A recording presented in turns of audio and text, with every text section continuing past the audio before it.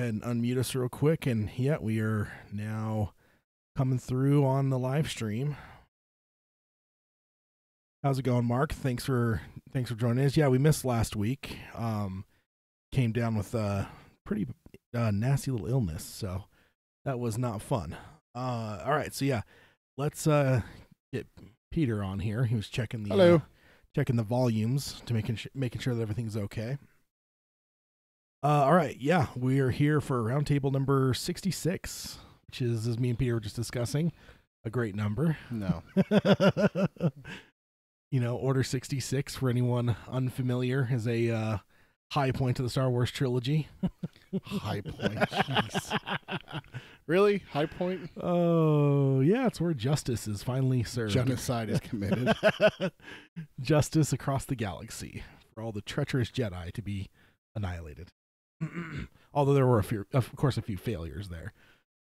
Commander Cody and those on Kashyyyk, Force Goblin and Obi-Wan. Cody wasn't on Kashyyyk. Cody was on Cody. No, I'm saying he was a failure. Cody and the unnamed noobs on Kashyyyk there. The headless ones. Although if they had taken out Yoda, I have to imagine those Wookiees would have, potentially at least killed those couple. Yeah. So yeah, that would have been ugly. All right, so yeah, we'll go ahead and get the intro started here and get started into number 66 after a little bit of a YouTube Star Wars tangent. All right, so we'll go ahead and hit the intro and get started on Roundtable 66.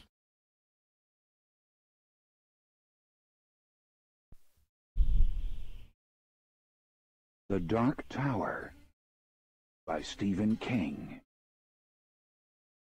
The man in black fled across the desert, and the gunslinger followed.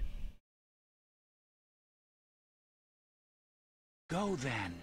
There are other worlds than these. Death, but not for you, gunslinger. It's time we had our own palaver, I think, and it's going to take a while. And yet, dauntless, the slug horn to my lips I set and blew. Child Roland to the Dark Tower came. We are quartet, one from many. The palaver begins.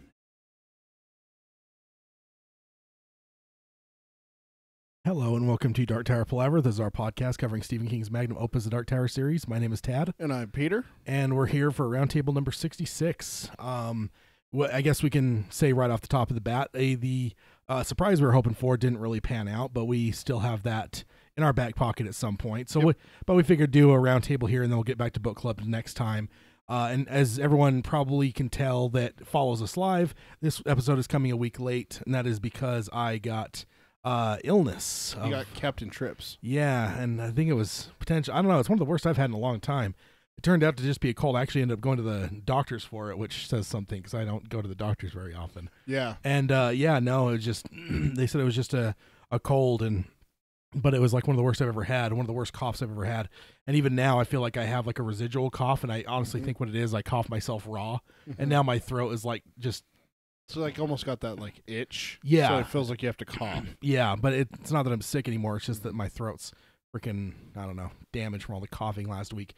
But yeah, it was pretty bad. So there was no way I was able to go even a minute or half a minute without coughing. So I felt that would be probably the best way to hobble a podcaster is have a cough. So that would be no good. I think the only other way that would have been worse is if you had lost your voice. Yeah, and actually my voice is pretty bad just because, again, like, when you get like that raspiness when you're sick. Yeah, I had that too, but like it was one of those things too, like the longer, like if I try to talk, the longer I talked, the worse it got, and then I'd have to cough, and so I was just like probably the worst possible situation for doing a podcast. So yeah, we had to delay it to this week. And I don't know. It's not going to throw off our schedule. So we're going to record this week, and then we'll also be back next week as well. Yeah, next week for the book club. So we'll be back on our normal schedule. All right. So first of all, want to warn you guys about spoilers. If you guys have not read all of the books of the Stephen King's Dark Tower series, you may want to cry off this podcast and listen to our book club episodes. In those, we only go as far as we are in the book club and no further ahead. We may spoil stuff behind us, but not ahead of us. So line yourself up with those if you don't want to be spoiled. Next up, if you want to, if you could be so kind as to subscribe and rate and review us on iTunes, you can do that, and that helps the show a lot. You can also find us on Stitcher and a number of podcast services. And also, you can find the show notes at darktowerpalaver.com, all of the articles and pictures and anything that I show Peter, like basically what people can see while watching the YouTube and what Peter's seeing here in the studio. You can find those images and stuff on the darktowerpalaver.com, and you can also find the articles that I reference as we do these shows if you want to see the larger article that I'm referencing from. And also, we want you guys to be part of this podcast, and there's a number of ways to do that, and Peter can let you know how to do those. Best way to reach us is through email. It's darktowerpalaver@gmail.com. We also are on Facebook. It's facebook.com/darktowerpalaver. And then you can follow us on the Twitter. It's @darktowerpod. That's @darktowerpod. And then, like Ted already said, we have shows on YouTube. We stream all of our shows live. The book clubs don't stay up, so you can't see them due to the copyright issues of the sound clips. But you can always go back and check out our past roundtables. We got a lot of great shows there, and there's going to be more content coming for that as well. But that's youtube.com/darktowerpalaver. We record every other Saturday at about 5 Eastern time. I think Eastern is what everyone usually, but that's 5 Eastern, 3 Mountain, which is where we are. Yep, indeed. Today we're a little bit late, but that's just a little bit of a scheduling thing that we had to adjust to. So, yeah. Excuse me. Sorry. Still, like I said, I'm still kind of getting over this cough a tiny bit, but nowhere near as bad as it was last week. So, excuse me if I do cough. I'm going to try to keep that off mic as much as possible, but especially the live show, it's kind of hard to do. So, let's go ahead and get on with news and all that fun stuff. So the first one, I guess I'm a little bit behind on the slideshow here. Like always. Roundtable number 66. Yeah, I did that. It's hard to balance all these things. It's like spinning plates, Yeah, and you're sick. I mean, I get it. Well, I get it. You're in a weakened state. I should be nice. Weakened state. All right, yeah. So Roundtable 66. Now we're going to get on to the first article of this one here, and actually, it's kind of an announcement because I don't remember us talking about when this was announced. Are you familiar that they're doing a Creep Show TV show? Yeah, we talked about this last time. Did we? Creep Show. So.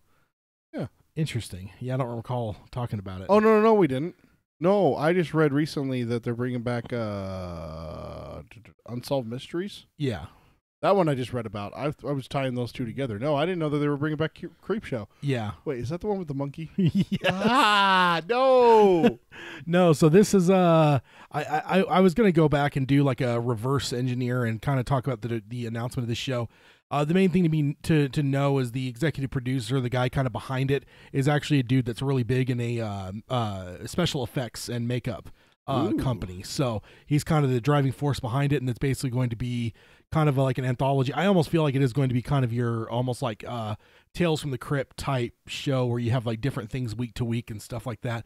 I don't know that they're all going to be Stephen King based. I can't imagine that they will be. For some reason, it just seems like that would be very limiting. I'm sure there's going to be plenty from him. But unless they just go get that drawer of unpublished stories that he's always talked about. Yeah, that's true. Then it's like, okay, let's see. I only have like 6,000 horror stories here for you. And it's like, oh, okay, 6,000.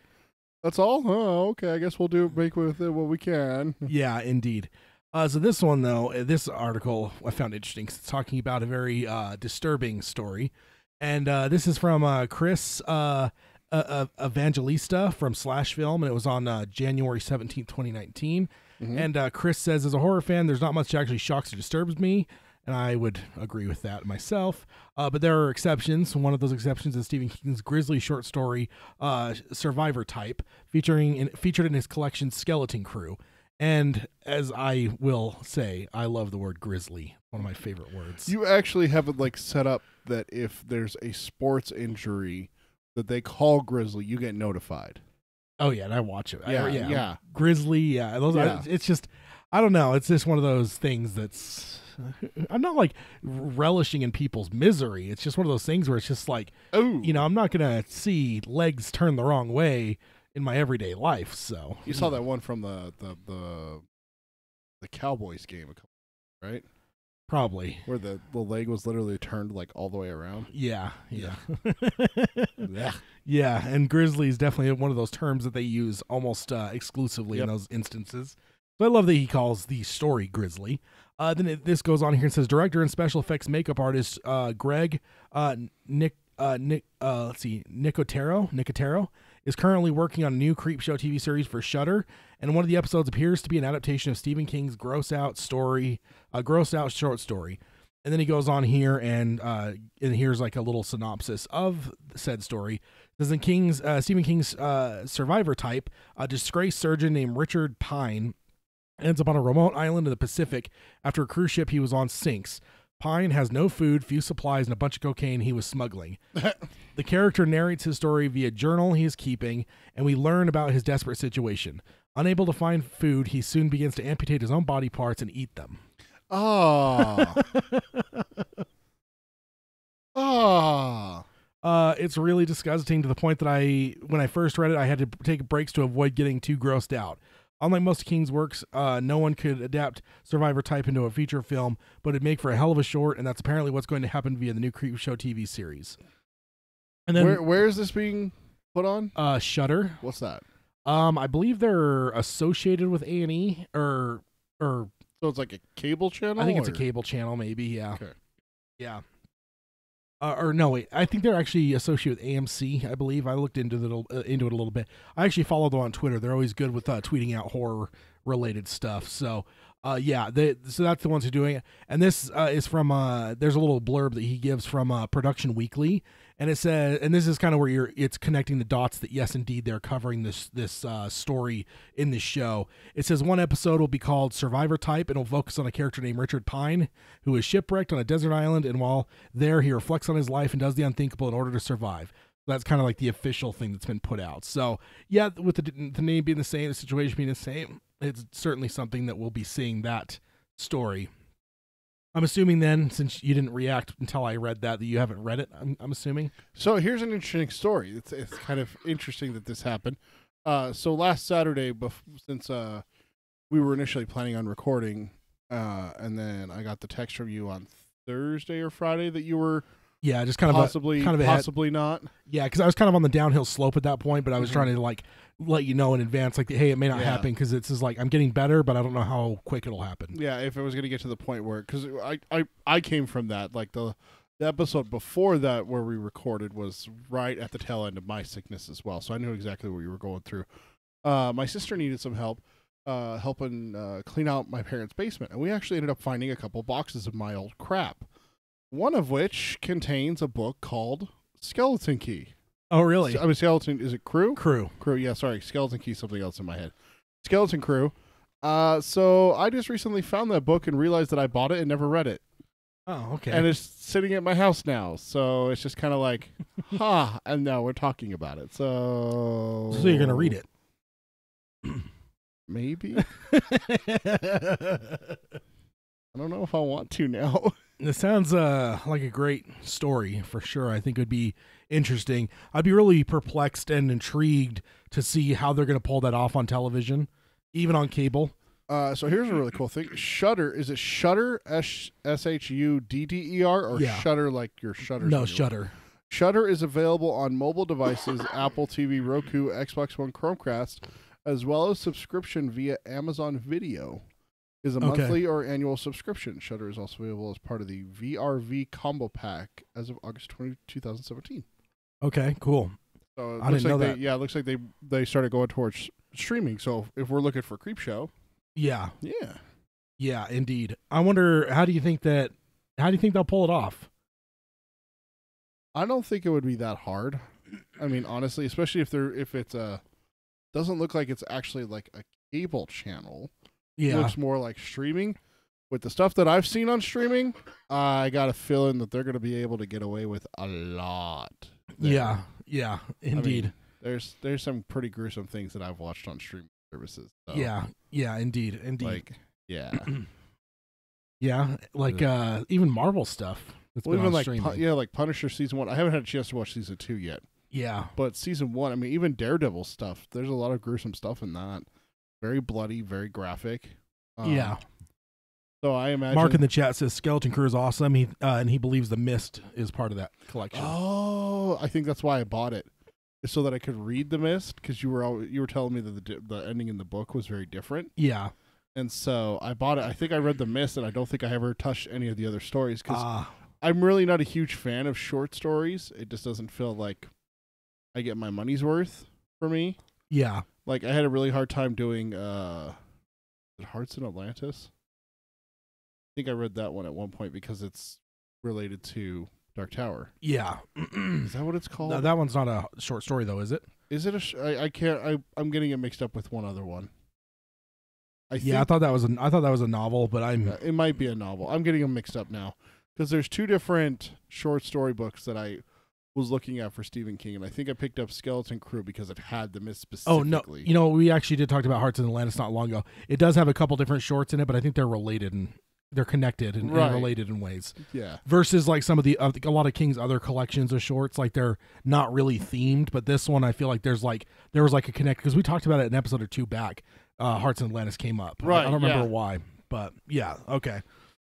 Yeah, I think I've read the one that has Rita Hayworth in Shawshank Redemption, Apt Pupil. I'm forgetting. Is that one Different Seasons? I think is that one. Is the title of that one? Yeah. I think that's the one that I've read. Yeah, so that's interesting. We'll have to definitely keep an eye on that as they develop it. I wonder if they would even dabble into doing stuff that was in the Creep Show movie. No, I don't want to see that monkey again. No. Oh man. Yeah, so that's interesting, and it's I'm intrigued on what, like, I guess what the plan for that show is. Are they thinking like long term? Because and if so, what are they going to do for stories? Or are they just going to do King related stuff? And in that case, it'll be a little more of a limited series. I don't know. I find it kind of an interesting question on that, but yeah, it's kind of cool. I think Creep Show obviously is a great movie. It's a crossover with Stephen King and George Romero. So I just looked up Stephen King's short stories because I was trying to find out where Apt Pupil and Rita Hayworth, The Shawshank Redemption, all that is. And so it's just going by when he wrote the short story. Yeah. And then it tells me what it's a part of. So, like, The Mist is in Skeleton Crew. Big Wheels, A Tale of the Laundry Game. Milkman #2 is in Skeleton Crew. And then this one just kind of... The Monkey. That's all it's called, is The Monkey. It just makes me have flashbacks to that damn dirty ape. That beast. Beast. Speaking of beast, we got to talk for a minute. One of our listeners found out that I had liked a Dean Koontz book and suggested one for me. We're talking, of course, about Midnight, because it has beasts in it. Yeah. Finish that book. Yeah.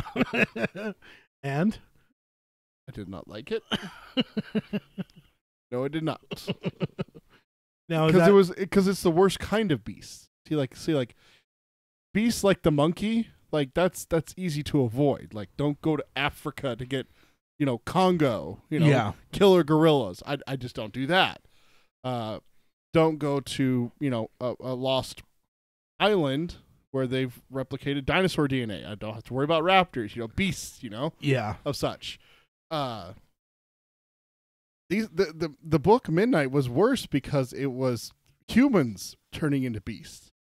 They had been part of some kind of a failed experiment and turning into what was called regressives, and it was just like they would turn into what they thought was the most brutal predator. So each one was different. Like, one would turn into like a wolf man, one would turn into like a insectile, one would turn into like a snake type, lizard type, and it's just like, yeah, it's terrifying. Yeah.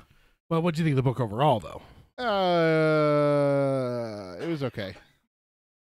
I mean, it was no Watchers, which is the Dean Koontz book that I rant and rave about. But yeah, it was okay. It was okay.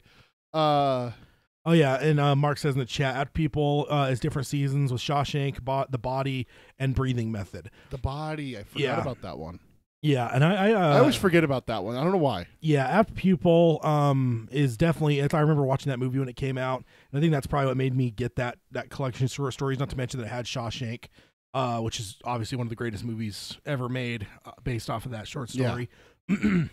Of course, we know it's Rita Hayworth in Shawshank Redemption for the short story, and then the body is Stand By Me. Stand By Me. As blanking on the name all of a sudden. I picture the cover in my head, picture scenes from it, but the title just out my head.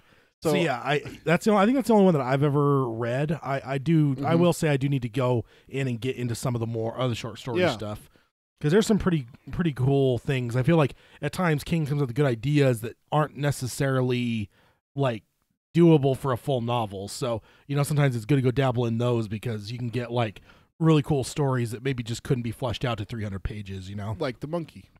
Yeah. Did you read what The Monkey is? No, should I? Should I see if that's the one? I mean, I think that Creep Show was developed like as a movie. So I don't think that he necessarily like went into his own writing stuff for the Creep Show stuff, but it is I don't know. Nope, it's about a monkey toy. The cymbal banging monkey toy. Oh. That's almost worse. Yeah. That's almost worse. Those things scare the hell out of me. When are they ever good? What movie was it that used it really creepily? Was it Poltergeist? Or was that just another type of monkey in Poltergeist? I don't remember. I was thinking something newer, maybe even family oriented over the last like 10 years or so.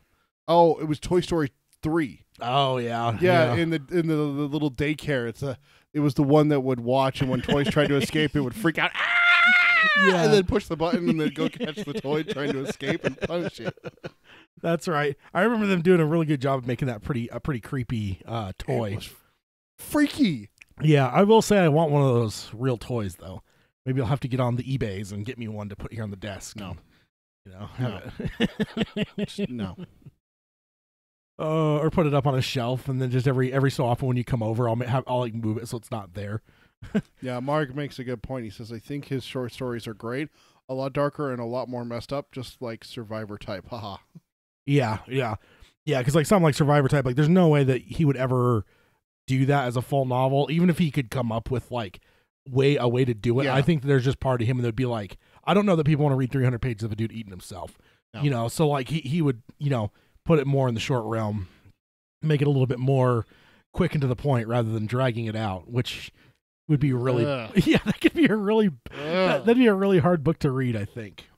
All right, so yeah, that's that article. The next one, damn monkey, kind of goes into the more Stephen King stuff, and it is the HBO Stephen King series, The Outsider, has filled out its cast. Yes. And I have some pictures here of the people. Did you reread it? Yeah, I just reread it. Remember?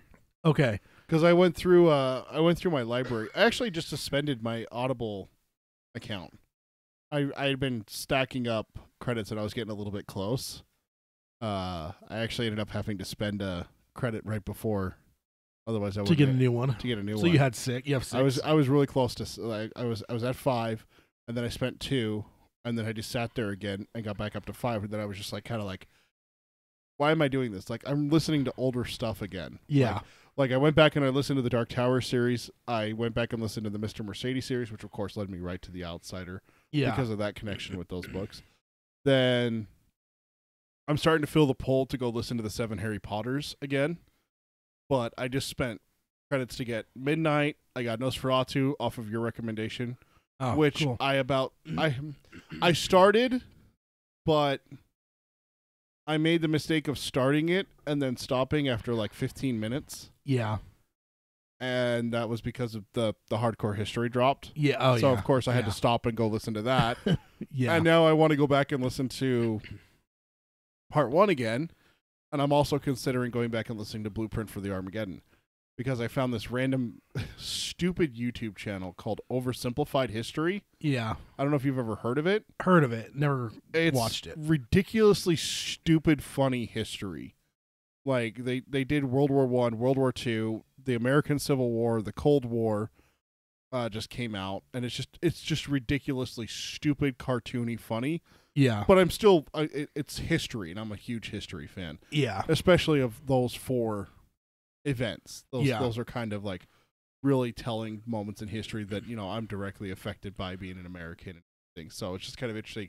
Like, he makes the jokes about like Hitler, like if Hitler had decided to invade England, even though he was out, gunned in the English Channel, versus turning around and trying to take on Mother Russia in June. Yeah. So only having a few months before winter set in most of the areas. So it's just like stuff like that just, kind of sparks my history bone. Yeah. So I have Blueprint for Armageddon. I have the Wrath of the Khans that I have only listened to once.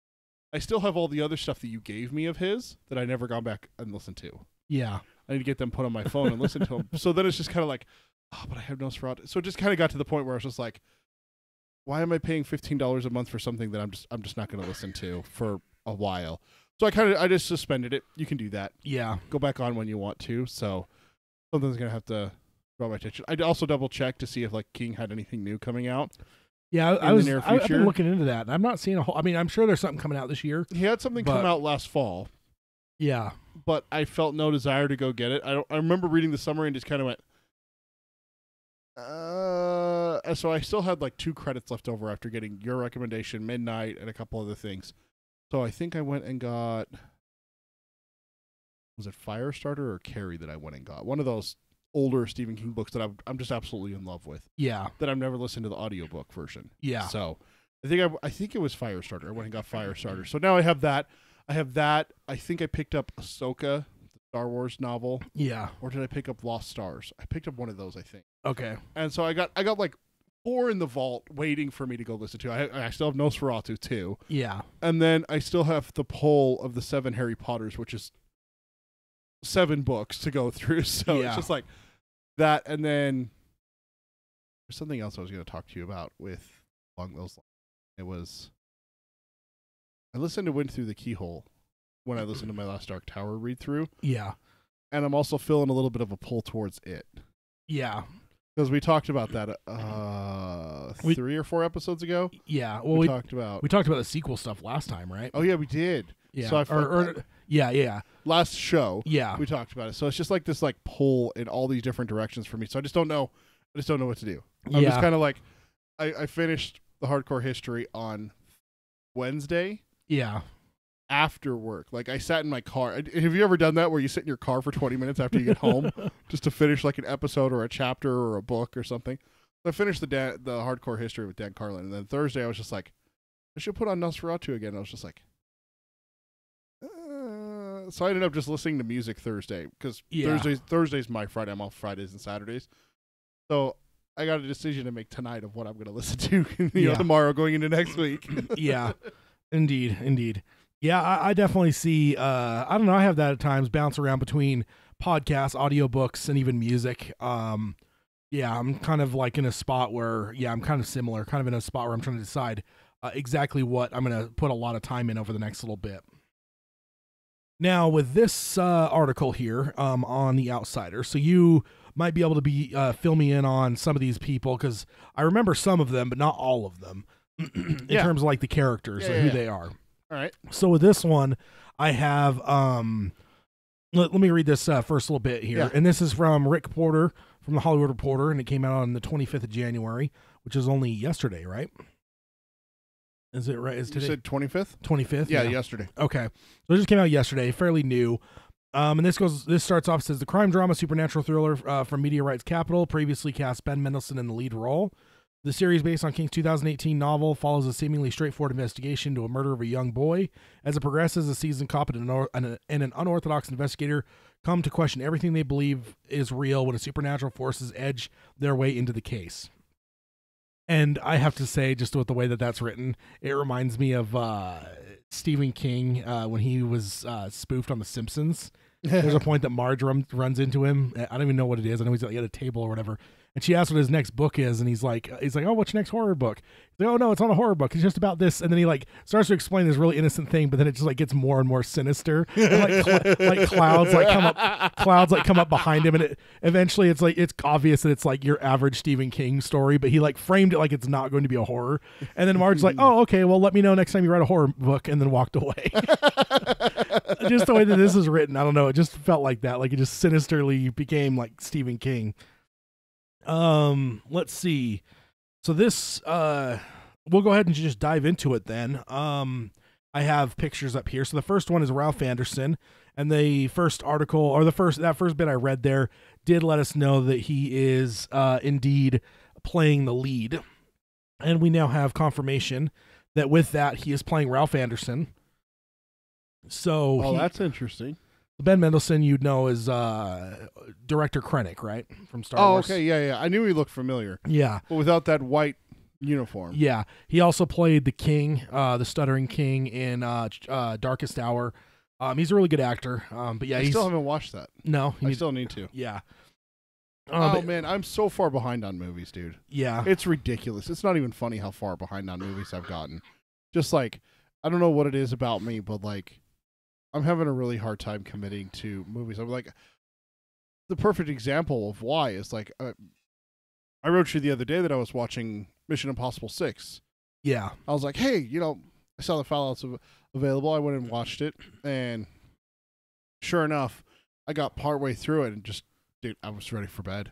Yeah. I have to go to bed so early because I have to be up and be to work by 6. So yeah, I live a little bit of a distance away from a little bit of a drive from my work. So it's like I get up at 4:30 in the morning. So it's like, dude, if I'm not in bed and like actually trying to go to sleep by like 8:39, I'm exhausted the next day. I'm old. Yeah. I'm getting old, dude.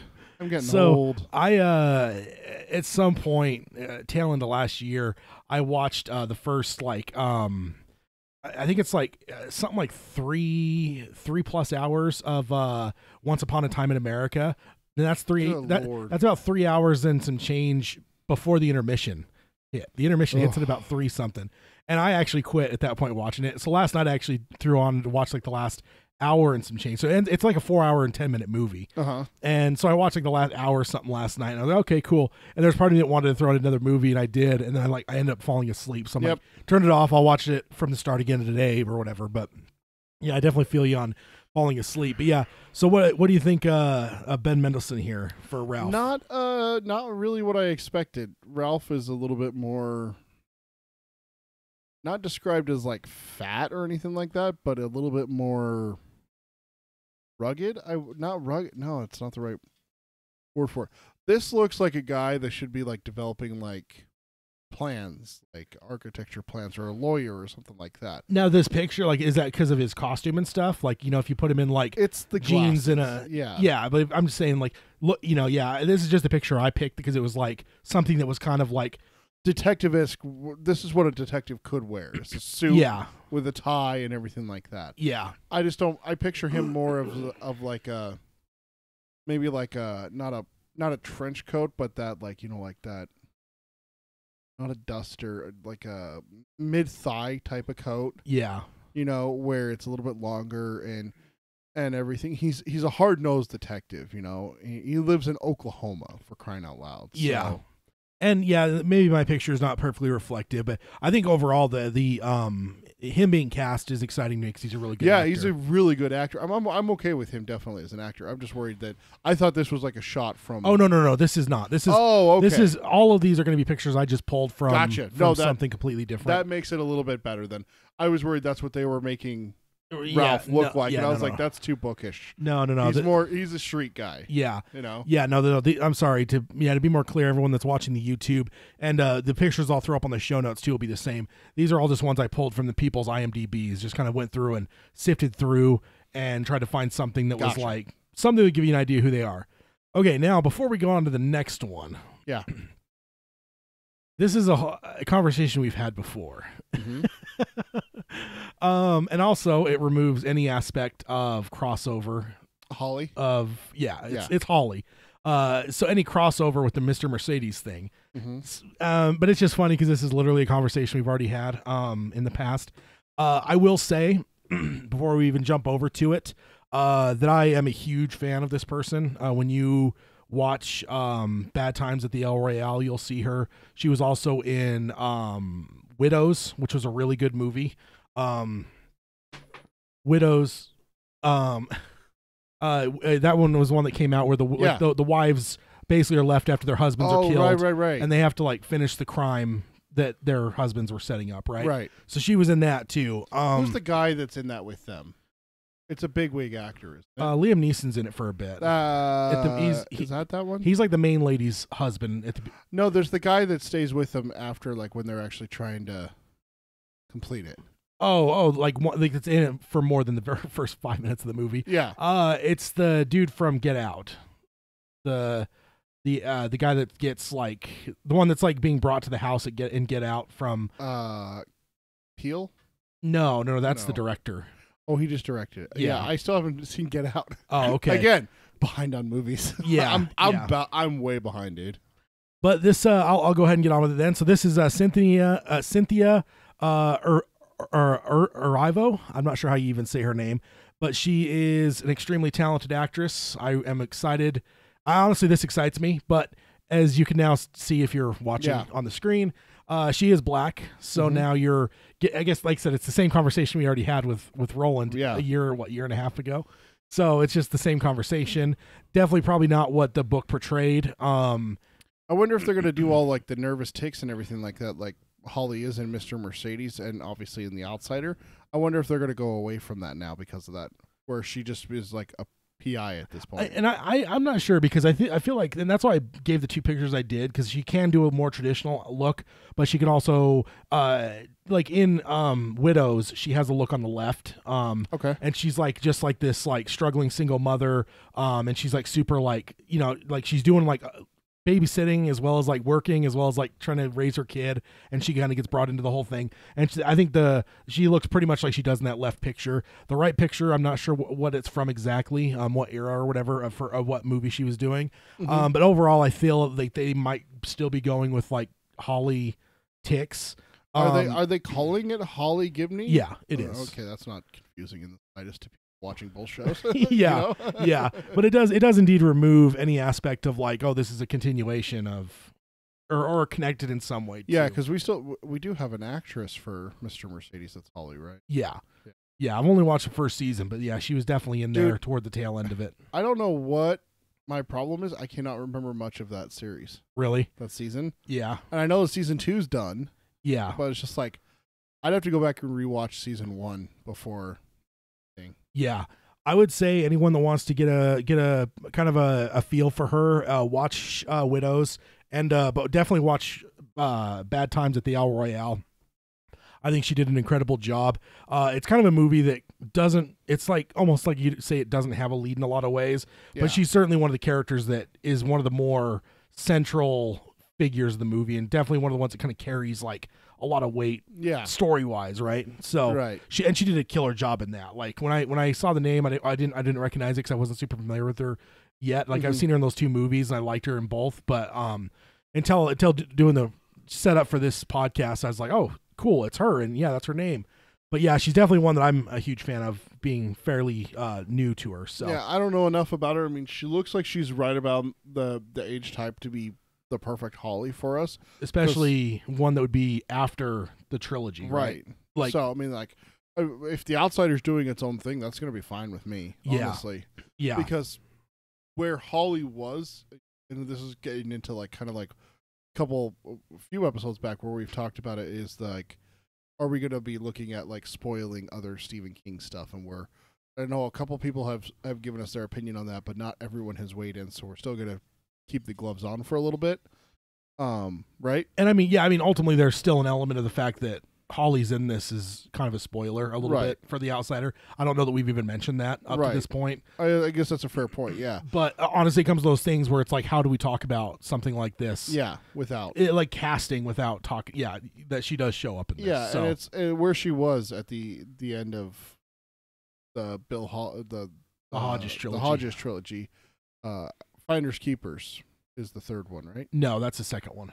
What's the third one? Third one, End of Watch. End of Watch. Yeah. You know, at the end of Watch, we have, you know, a lot of changes that come from the first two books. A lot of characters move on and everything like that. And that's where Holly's alone when The Outsider happens. Yeah. And she gets involved with that. So that's where it's like, I'm totally okay if they take that character and run with it, because it kind of felt like The Outsider was giving it a fresh start.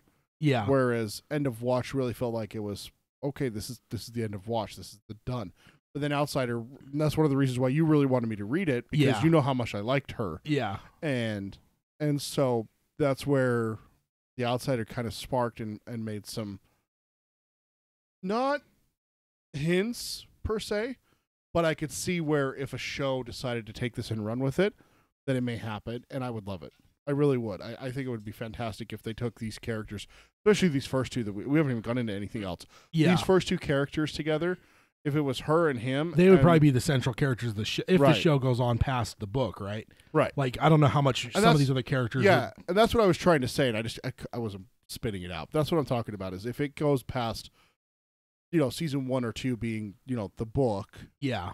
and we get more past that, it was successful and people want more, I'd be okay with that. Yeah, for sure.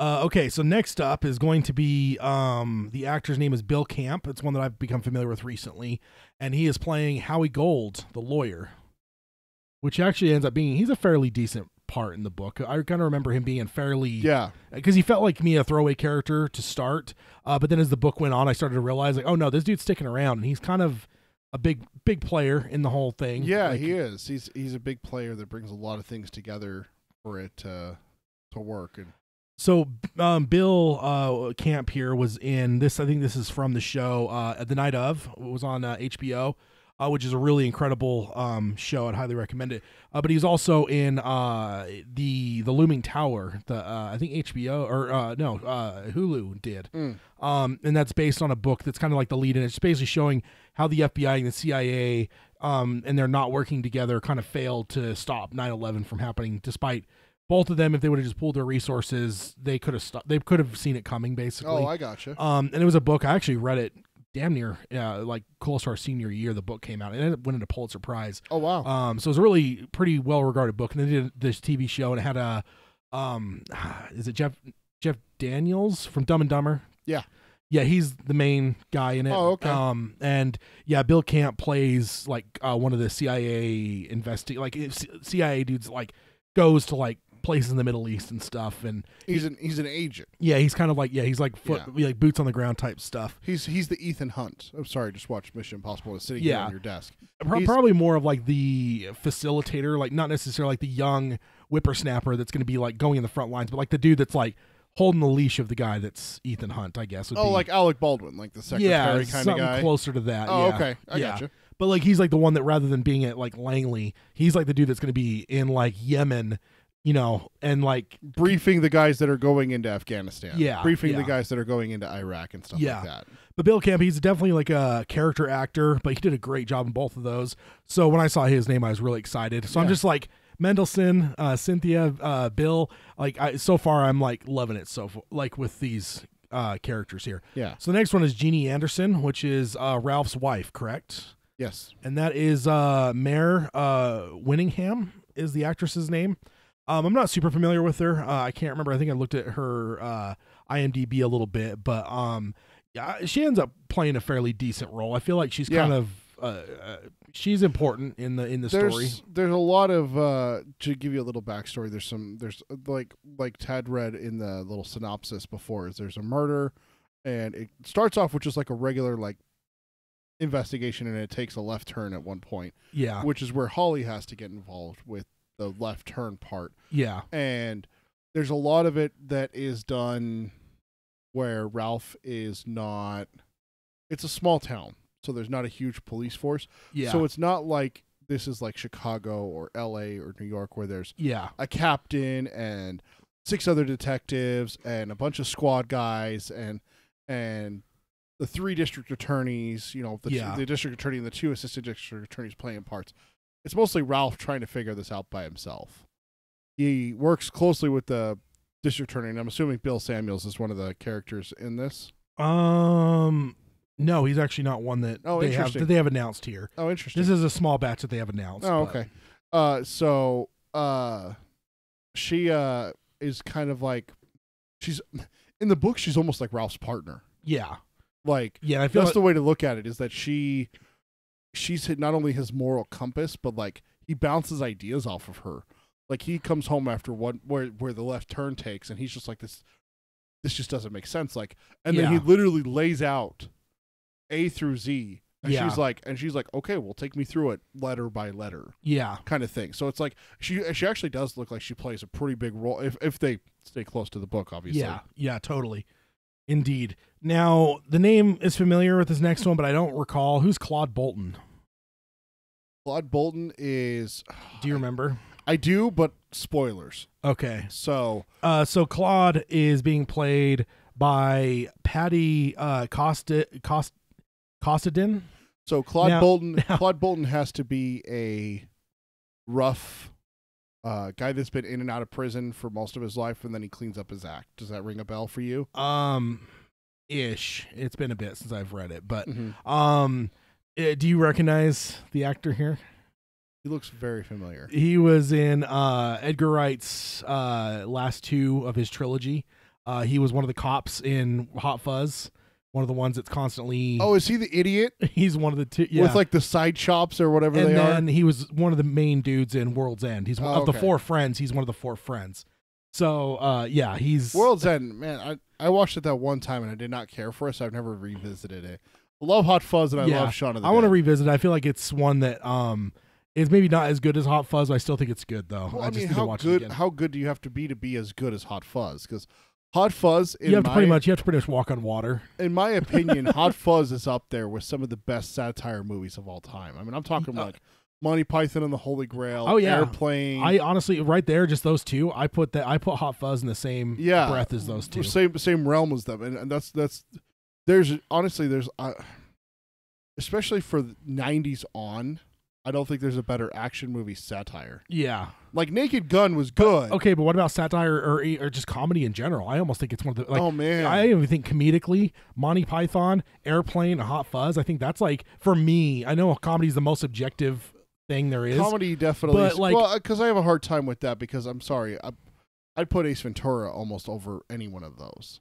Oh, I don't know. I man. love the Ace Ventura movies. So do dude. I, but like, I guess I look at like, I try to when I like gauge like comedies, I try to look at ones that are like the least subjective, like the ones that are most Mhm. widely loved, and that's why it comes to things like Airplane, Monty Python, Hot Fuzz. Like those Yeah. are ones that are pretty well regarded. Whereas like there's people out there that don't like Jim Carrey, pretty big swath of people that don't care. There for is a his- lot of people that don't like. I'm finding more and more people I know that don't like Jim. Yeah, I mean, I think I mentioned this before. My dad hates him. Yeah. My dad hates Jim. yeah. There's a lot of Carrey. people. It's just like he's very stylistic. I Yeah. mean, we grew up on him, Yeah. but yeah. I and looks like Mark in the chat here says that he's great. Check him out in Dead Man's Shoes. Yeah, I did see that on his IMDb as well. But yeah, me like once I pulled him on IMDb, I'm like he's so familiar, and then I saw World's End, and I'm like, I've seen it a couple times. I don't know if that's the Yeah. familiarity. Then I looked down, I saw Hot Fuzz. I'm like, that's where I know him from. he is that idiot one, right? Yeah, Because there's like the two that there's are the two like that are- brothers almost, and then there's the chick, and then there's the one that can't speak English. Yeah, yeah, Whatever. I can never do that right, but yeah.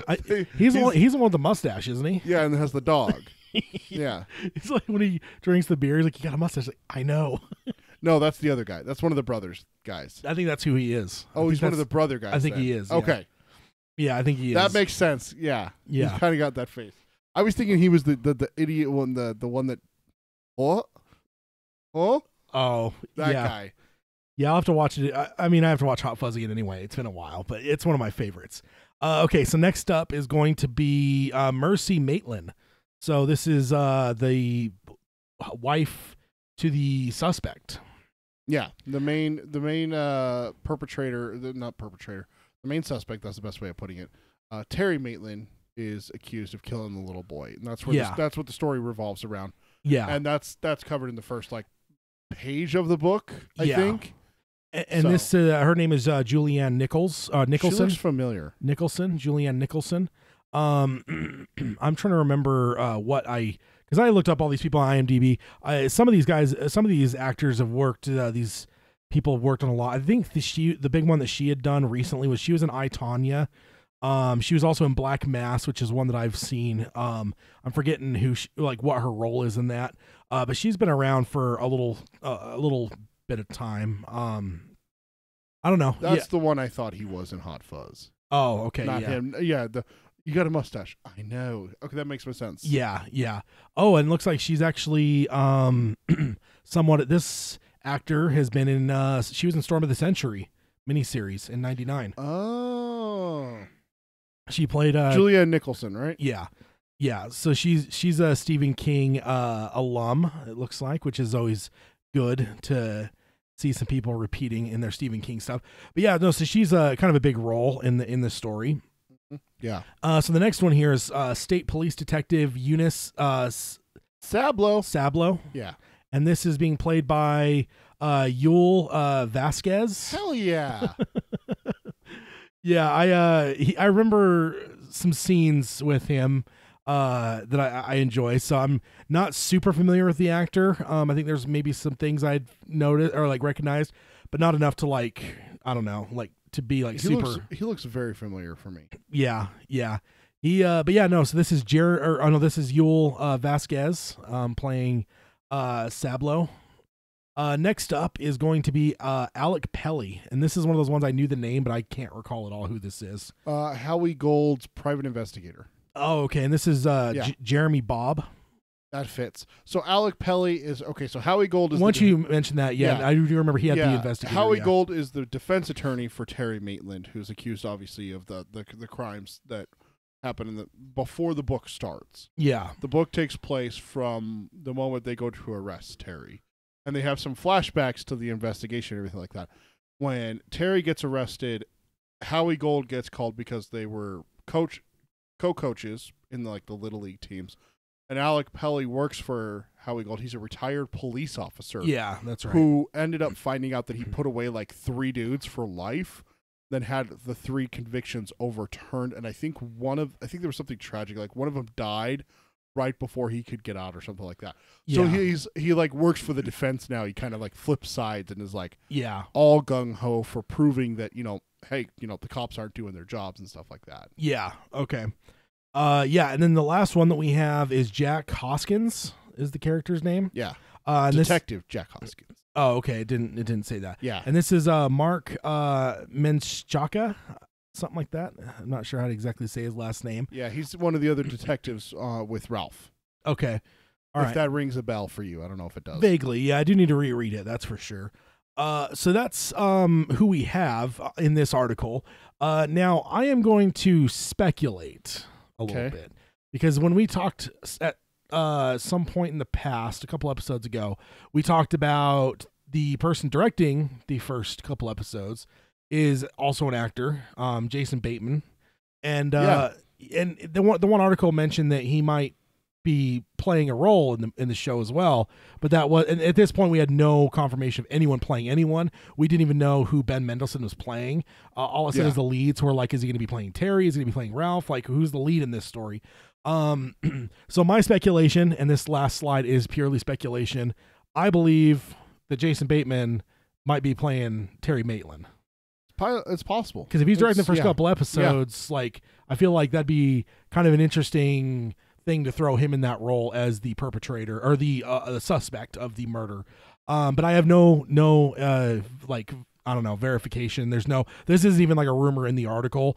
This is just me remembering a previous article that said that Jason Bateman might be in talks of playing a role in this story. And when I looked through this list of the people that are cast, I couldn't help but notice that Terry Maitland is one that was, I don't know, conspicuously absent would be the way to say it.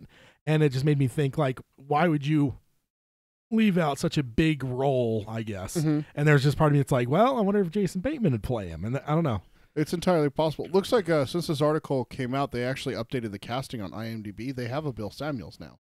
Oh, really? Yeah, his name is Michael Esper, Esper, for those of you who want to look him up. I know Tad doesn't have a picture of him because it didn't come with the article, but I'm just going to show Tad. Okay. That's the guy that's going to play the district attorney. Oh, okay. Bill Samuels is the district attorney who works with Ralph on the trial of Terry Maitland. Yeah. So I'm going to call it now. If it does end up being the case, I won't glow to rub it in, but it's just my speculation at this point that maybe we'll get Jason Bateman playing that role.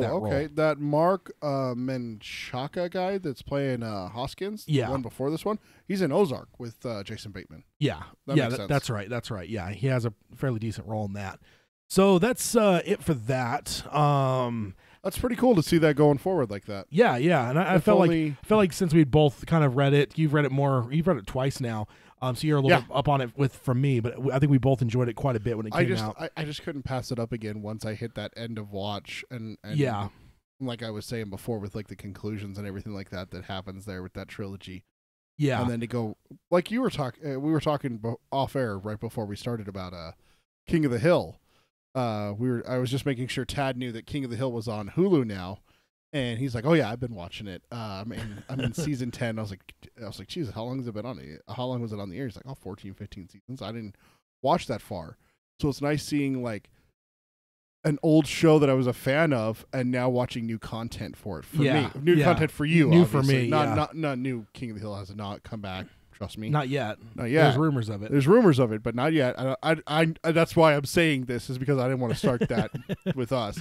But it was just it's kind of like that with Outsider for me, is where like I hit the end of watch and it was just like, oh, I got the Outsider. Yeah. You know? So it was nice to continue on with a couple familiar faces for us.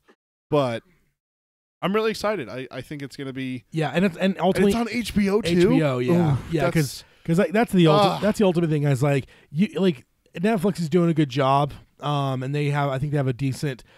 Same with Hulu and same with Amazon Prime. Even I feel like but I feel like HBO stands above them all. I feel like HBO, if they're involved, it tends to, not always, but in a lot of cases, it just tends to be a little bit better. It feels like their content just has a sheen to it that's maybe a little bit I don't know.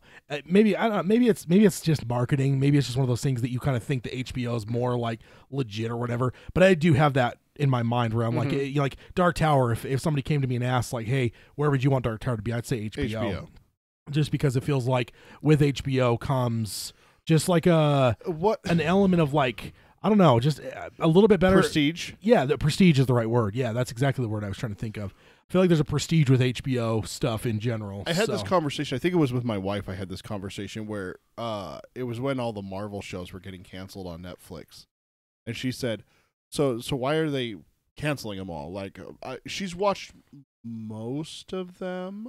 Yeah, I don't think she ever got through Luke Cage or Iron Fist. Yeah, but I think she watched the 2 seasons of Jessica Jones, the season of Defenders, and 3 seasons of Daredevil. Yeah. She loved Daredevil. She thought Daredevil was a way better story than Jessica Jones. Yeah. And then she just never really could get past those first couple episodes of Luke Cage. I struggled with the first couple episodes as well. I love Luke Cage, but Iron Fist I still never finished. I probably never will. Iron Fist, I watched. I forced myself through Iron Fist because Defenders was coming out, so I wanted to. I tried to, so I went further than I probably would have normally. Yeah. But at a certain point, I was like, no, I'm done with this. I don't care. Yeah, and I started watching season 2 and just meh. Yeah, I have no interest in it. Meh. And so she asked me, she's like, if you could have the Marvel shows back on Netflix, would you? Or are you okay if they just move over to the Disney streaming service? I'm like, I don't think that'll ever happen. Yeah, not with the Disney name on it. With Disney name on it and everything like that, it would have to be under Netflix in order for us to keep the shows the way they are. She was mainly hoping, I think we were talking, I think she was mainly hoping that Daredevil would still. Yeah, just give me Daredevil. The rest I don't care, honestly. Just give me that 4th season of Daredevil. Punisher too. I forgot about Punisher. That 5th wild card for us is Punisher. But I told her, I said, if I could have my way, I would want those shows to shift to HBO. I was like, honestly, if I could have. Now, is HBO, they have something else in the Stephen King fire currently? I'm trying to think, because like everyone's in the Stephen King business right now, right? So everyone. Hulu's had Castle Rock. The Outsider, like Netflix has had Gerald's Game in 1922.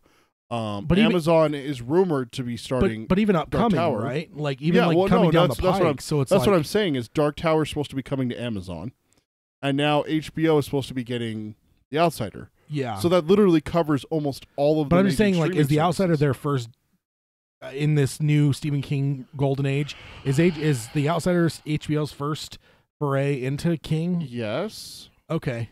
Which is interesting. That's interesting, I guess. Yes. I'm gonna call it. I don't think there's been anything else on HBO. I don't think I'm almost positive there hasn't been. I guess but there's something else coming to them, isn't there? That's what I'm curious. Was there something else? I'm gonna have to. What I need to do is just create a freaking list of everything that's in development, and Well, yeah, because I mean, like it's hard to keep track. We went and saw a movie with your cousin a month or two ago. What did we go see? Aquaman. Yeah. Yeah, we went and saw Aquaman with your cousin Aaron, who I knew from back when I was in high school with Tad. It was good to catch up with him and everything. And he just posted on Facebook the other day that he didn't know Dr. Sleep was in the works. Yeah. I mean, like, I knew that because, like, the Yeah. podcast and everything like that, but it's just like that. Honestly, I had forgotten. Yeah. I completely had forgotten until he posted that. I was just like, oh, shit, Ewan McGregor's playing freaking Danny. I wanted to say Jack. I always want to say Jack Torrance. I don't know why. The only reason I remember is because it feels like it wasn't that long ago we talked about it because they wrapped filming. I know it was just a small blur, but I mentioned that they wrapped filming. Yeah. So and it was just like, yeah, that's literally what it was in the news section. You're just like, yeah, Dr. Sleep wrapped filming. Oh, hey, that's cool. On to the next. Yeah. Because there's really not much to talk about at that point. Yeah. I mean, we've already had that conversation. You know, what are they going to do? Are they going to follow close to the movie? Are they going to stick more to the books? Yeah. Because the problem is that Dr. Sleep, now that we're kind of taking the gloves off, Dr. Sleep follows the book. Naturally. Follows the book. Yeah. Well, there's actual like parts of the book that impact Dr. Sleep. Yeah. It's totally. not just that they could. Like, can we talk about that for a second? I do not. No. I do not envy the filmmakers to be in that position to have to decide one of the most iconic horror movies of all time. Can we talk versus the book? Can we talk about Shining for a minute? I mean, is that okay with you? Yeah, I mean, we'll tell everyone. I guess if you haven't read The Shining, it's or seen the movie. 35, 40 Heaven years forbid ago. you haven't seen one of the greatest horror movies of all time, in Stanley Kubrick's The Shining. Yeah. But here's the thing, and correct me if I'm wrong, because I get things like this wrong sometimes. Because I've never actually read the articles myself. I always hear it from like you or from like other people. Yeah. Stephen King hated The Shining movie Yeah. for one simple fact, is that in the end, in the book, Jack Torrance was going to kill his son. Like, he had him dead to rights, pinned on the floor, hammer raised over his head. 'Cause it wasn't an axe. It was almost like a croquet. A roque mallet. Roque mallet. And he realized what he was going to do. And he snapped out of it. It's that classic, come out of it, Tad. Snap out of it. Yeah, it's the dual personality thing. Exactly. Basically. And he snapped out of it, realized that the boiler was going to explode, and sacrificed himself trying to stop it. Yeah. And obviously we know in the Shining movie, Jack chased his son into the hedge maze, which his son was smart enough to backtrack on his own trail. And Jack lost the footprints, got stuck in the maze, and froze to death. Yeah. He never snapped out of No. it. So it's the fundamental change of... But it's not even just that. I think for him, as he's like, for King... there's an autobiographical element within Jack Torrance of himself. So I feel like he didn't care for the fact that you cast Jack Nicholson, which I'm sorry, Jack can't play a straight person. He's fucking crazy. He's you know what I always mean? insane. He's always insane. Yeah. Like Name a movie where he isn't insane. Like there's a difference between like casting someone that's a nut, that is always a nut, versus a dude that is like the kind of like the straight and narrow normal person that goes crazy. There's a difference there. And I feel like so much of the heart of the book is that transformation of the place wherein this good person, I mean, he's made mistakes, but he's a good person. He's got his demons. Yes, he absolutely has his demons, but still at the end of it, I think the big crux there is that as a father myself, I could definitely understand, and Stephen King's a father too, and I could definitely understand that if you write this, and like what you're saying, there's a piece of him in Jack Torrance. Yeah, with the addiction and to stuff. To see him pull back from the brink makes you like hopeful for yourself and everything like that. Yeah. And we all know about Stephen King's recovery after the van accident and that. But even his drug recovery in the 80s, yeah, his right? drug recovery was before the van drug accident. and alcohol, yeah. In like yeah, the late it 80s. was all before that because that's what led to the walks in the first place. Yeah. I forgot about that. And then to see Stanley Kubrick obviously make a more terrifying version of it, but to fundamentally change that character that you kind of based off of yourself. Yeah. I get why King, and I mean, we even had the miniseries that they remade that was more true to the book. It's an adaptation of the novel more. Like you said, I definitely don't envy the filmmakers for what they have to put up with. Yeah. But that's what I'm talking about here, is that basically we're looking at, okay, is Ewan McGregor in any way going to say, oh my gosh, I survived my father who tried to kill me and just went insane and never came back? Yeah. Or is there going to be a reconcile moment where King is kind of like nudging the filmmakers and saying, hey, stick it to, The Shining, the movie, Stanley Kubrick's one.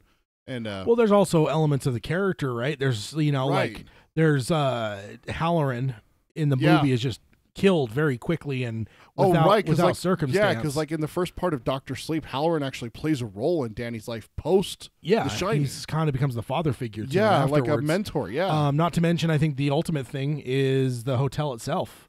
The end of the book, Right. it's not there anymore. At the end of this movie, it certainly still is. No, it burned down, didn't it? Oh no, it doesn't. No, they The just movie, drive away. it's- Yeah, the movie is because still there. there's not an issue with like the boiler in the movie. No, is there? it's completely taken out. So, Yeah. like, that's what I'm saying is like, it's not like small things that it's just like, oh, you can kind of dance around. I forgot No, about there's some that. very big foundational, fundamental things that are different between the book and the movie. I would hate to be that filmmaker to be like, what do Which I do? one? Because everybody and their dogs has seen the movie. It's one of the Right. most iconic movies of all time. So it's like you're going to have people that are coming to it with that in their head.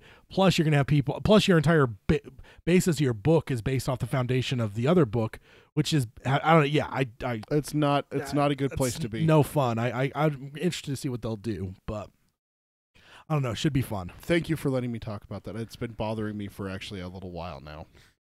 Good to get it off my chest. Yeah. Okay, so now the odds and ends section. This week, Oh yeah, we started this. I forgot about this section. this week, there's actually a couple things. Interestingly, if you guys have some money burning a hole in your pocket, you want to go see a movie. Don't tell me that. Couple things here. The first thing, there's a movie coming out called The Kid Who Would Be King. Yeah. It opened this week. I would say the trailer looked terrible, to be honest. But I've been seeing a lot online. There's a lot of buzz online. A lot of filmmakers that saw advanced screenings are saying it's really good.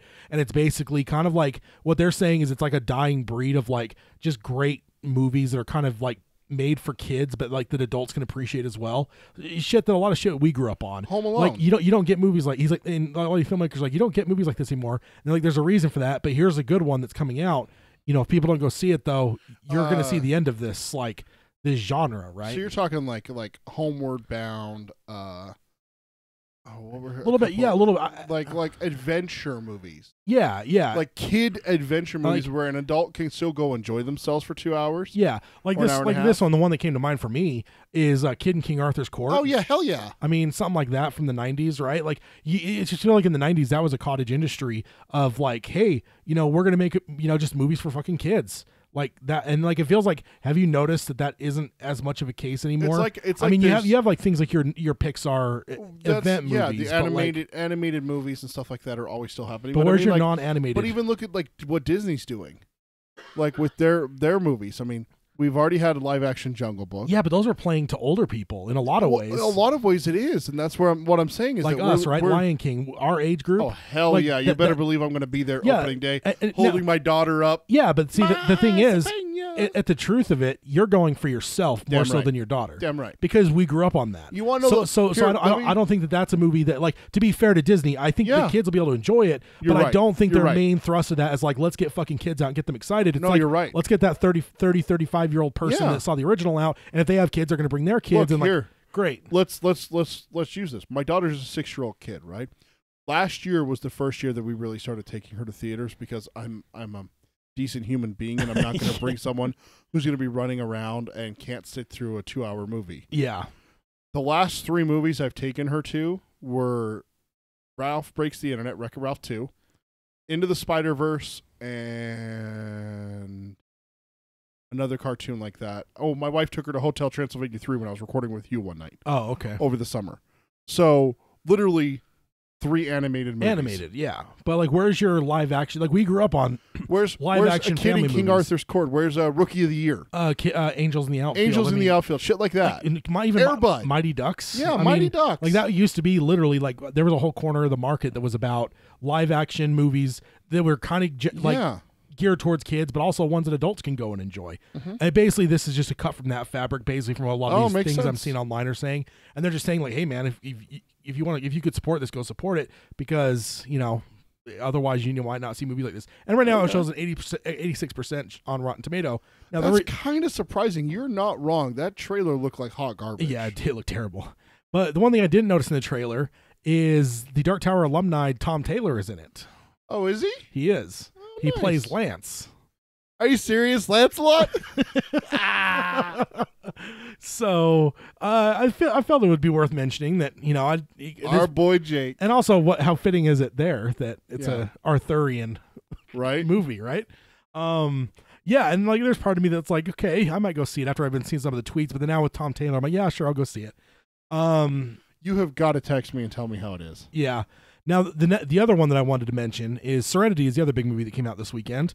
And it's pretty much, I don't know, it feels like it's getting a lot of buzz behind it. Serenity? Yeah, and it's starring Matthew McConaughey. Hey. So we got the Man in Black. All right. So, I don't know, probably the first time since Dark Tower came out, we got two of our actors opening the same weekend in different films here. So, I don't know, just figured it would be worth mentioning. What's Idris doing? Yeah, no kidding. What's he up to? And then the only other thing I have on news and notes before we jump into emails or in the odds and ends, is Bleeding Cool is reporting that the third season of Mr. Mercedes has been greenlit and will indeed be covering book 2, Finders Keepers. Holy shit, really? Yeah, because we discussed that. We literally talked about this last time. Yeah, not too long ago. We discussed. Like, seriously? Like, oh, man, I see what you're doing, and I just don't want it to happen.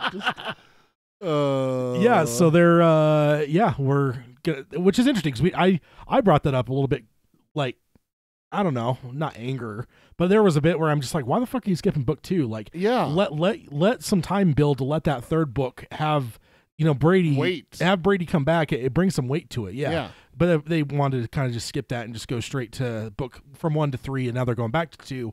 So they are indeed doing Finders Keepers for the third season. Beyond that, I'm curious what they're going to do. Well, neither one of us has watched season 2, no. So we don't know what was there, and it only took them like a year and a half to put the first season on DVD. So we'll see about the second season. We got to go sell the high seas again. I don't know what you're talking about.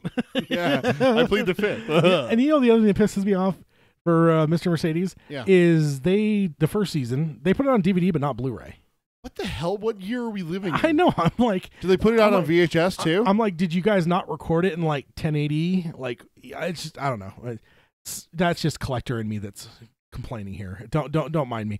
But no, that's the odds. Says the guy who just picked up the 6-movie collection of the Mission Impossibles, and you have. I actually only have 2 of them. I think 2 sitting over there on your. Yeah, 2 out of 6 in DVD. One of them's on. Yeah, they're both on DVD. So it's like I think that's a really good purchase.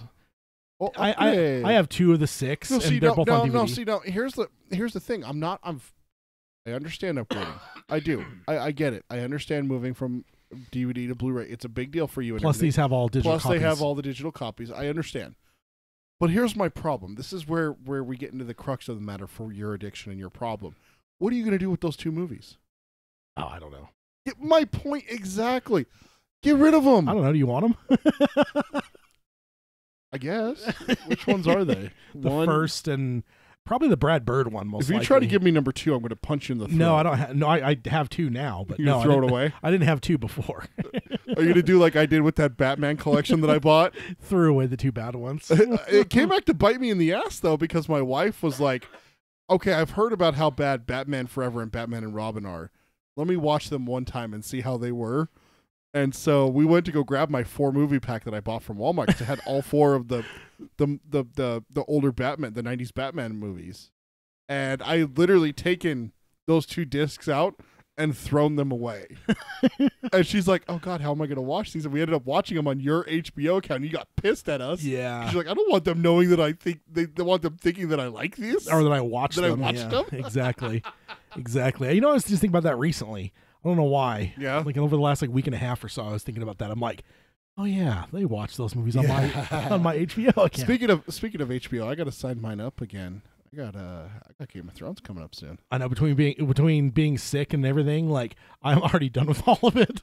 My rewatch. Did you take a couple days off? I took I was out of work the whole week. Oh, were you? Yeah, I was. I didn't know that you were out of work. Yeah, I was in pretty rough shape, man. Oh, dude, that sucks. Like I said, but you finished your rewatch? Yeah. Oh, Jesus Christ. Yeah, it took me less than a month.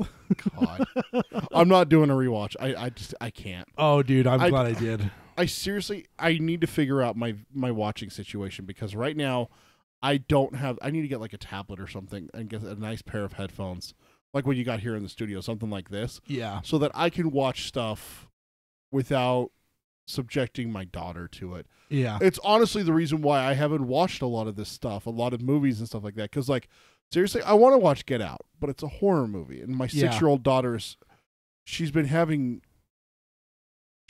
getting very subjective, and she realizes that things that she watches convert to nightmares. We were watching something today that was not scary at all, but it had like an action sequence, It was like a mech versus like a tank. And it was a dire situation. Someone was looking like they were going to die. And she's like, I'm going to have nightmares over this, and ran out of the room. And I'm like, this is the reason why I'm not watching Get Out and Halloween. And like, I was hesitant to watch Fallout parts of it with her. The only way to solve that is start watching Chucky. No. Nightmare on Elm Street. No. Friday the 13th. No. You know. And it'll be half of those movies aren't allowed in my house because of my wife. It'll be rough going for the first year or so, but eventually, you know, no, because then she's going to end up like you, and I don't want that. She already spends too much time with you as it is.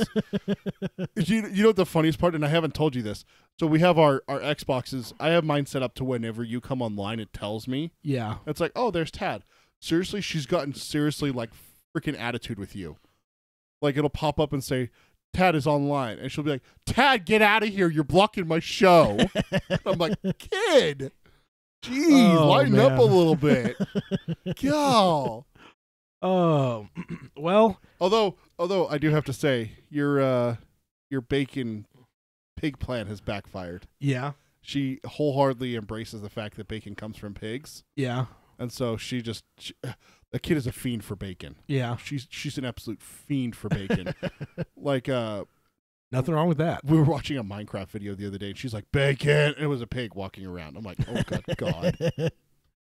Okay, well, now we are going to the next segment, which you saw me firing up the old tablet. Which I knew what was coming then is emails. It's the emails. Tad's gonna read us what people wrote to us. Oh, that's not getting deleted. God damn it. I hate you so much. Why did I ever agree to let you record me? Because it's fun. Sure. Isn't it? Okay, so Did yeah. you change the slide? There it is. Yeah, so jumping over to emails now. Let's see. First up is Chris from Pennsylvania. And he says, hi guys, Chris here, which definitely doesn't narrow it down. I'm glad, sign it at the end of who they are. Because, to start out saying, hey, Chris, like, okay, that narrows it down to half of our listeners. What is that? I mean, like, is that something that just happens to be Dark Tower, like the most popular name that for Dark Tower fans? Something, yeah. It's like when you're like at a job and just like some one random name like everyone has. Like the job I have currently, I think we've got 75 Joshes. Right? Yeah. I remember that. There was so many freaking Joshes there. Yeah, to the point where there's like a lot of people that don't go by their name because there's, those go by their last name or nickname, and then people won't even realize that person's name is Josh because... Literally had that conversation with you before. You're like, yeah, Josh so-and-so. And I'm like, what are you talking about? Oh, so-and-so. T-Dog. Yeah. Oh, what? T-Dog's first name is Josh? Something like that. That T-Dog is not someone who we actually know. It's just the first name that popped into my head as a nickname. And here on the show, Chris is definitely the one that's probably the most common. For sure. Yeah. And so he starts off, says, in round table number 6, and I'm not sure if he meant 6 or something else, because that's a long time ago. I'm guessing with us being in the 60s, maybe it was a 60 and something got lost there. 6? He says, you had said the only good robot in the entire book should be Stuttering Bill. And yeah, so I'm guessing that's a little bit more recent. That was probably closer to 60. Yeah. I think I vaguely remember that conversation. Uh-huh. And there's no way I'm going to remember a conversation from episode 6. That would have been like 3 years ago, something like that. Are we really only 3? I thought we were on our 4th year. No, this is our 4th year. Yeah. Right? Yeah, something like that. Yeah. I think 2015, end of 2015 is when we started, I think, right? September is when we started. I remember that we first started recording But in the September. episode didn't get posted till October, though. The first episode. I think we recorded like the very end of September, and then we posted. By the time we posted, does it show us published dates on Podcast Addicts? I'm not sure. Shout out to Podcast Addicts, our podcast choice service here on Tower Palaver. It's one that we both use. But yeah, no, that definitely wasn't episode number 6. So I'm guessing that either I copied something over wrong or he mistyped there. Knowing you, I'm going to blame you. Yeah, it could be. I usually could just copy and paste straight across, but maybe I made a mistake somehow. And he says, the robot that plows the Tower Road, but you guys are forgetting Nigel, the robot domestic under Fennec, the one that Susanna shot the eyes out of, yet was still fully helpful. The one that was serving Mordred? Helpful, though. I'm just pointing out that, he's still serving Mordred. evil bastard child that ate his mother in front of him. I mean, just pointing that out. Let's be honest though. You don't hate Mordred because of his mom. No. No. I think there's a small furry creature that is more the reason you're There's several against him. Small furry creatures that I hate him for, but one in particular. One in particular. Then he says, although he did end up self-destructing because of Mordred's control, made his GMS or general mentation system overload with errors and basically fried his robot brain. And finally, the robot that was stuck in the corner that kept saying, "Show your pass card," didn't hurt anyone. Okay, but that's not a good or a bad robot. You can't say one way or the other for that. That was a passing character. Yeah, he's just pointing out they're not all evil. I mean, also at the same time, the Dogen wasn't necessarily evil, and it had a computer in it, was it a sentient computer? I don't recall. I think it was. No, it wasn't. No, I don't think it was. I'm thinking of the cactus. Is what I'm thinking of. That tried to reach down and grab Jake. Yeah. Then he signs off. Love the show, guys. Chris from Pennsylvania. So yeah, just a couple robots there that aren't maybe as nefarious as we probably made a general statement about the evilness of all robots in this series or something. Because of my Andy. guess. Andy, Shardik, Blaine. Well, I mean, Blaine's evil. He's trying to kill everyone because he's suicidal. Yeah, he's mostly trying to kill himself, though, right? And the entire town of Lud, Roland and his quartet, Oi. That's the one you single out? The quartet and Oi? Yeah. So is Oi not part of the quartet then? No, he is. Is that what you're saying? And Oi. Or you just... And on top of him being a member of the quartet, it's just like, dude, it's the rules, man. You don't kill the dog. Yeah, Michael Myers would like to have a conversation with you. I would rather not. All right. Next up is Josh from Louisiana. Speaking of Josh's. Yeah, then he goes on, or he starts off here, says, Heil Podslingers. Heil says, did we Heil Chris? He just said, hey guys. Well, still, anyways, Heil Chris. Yeah.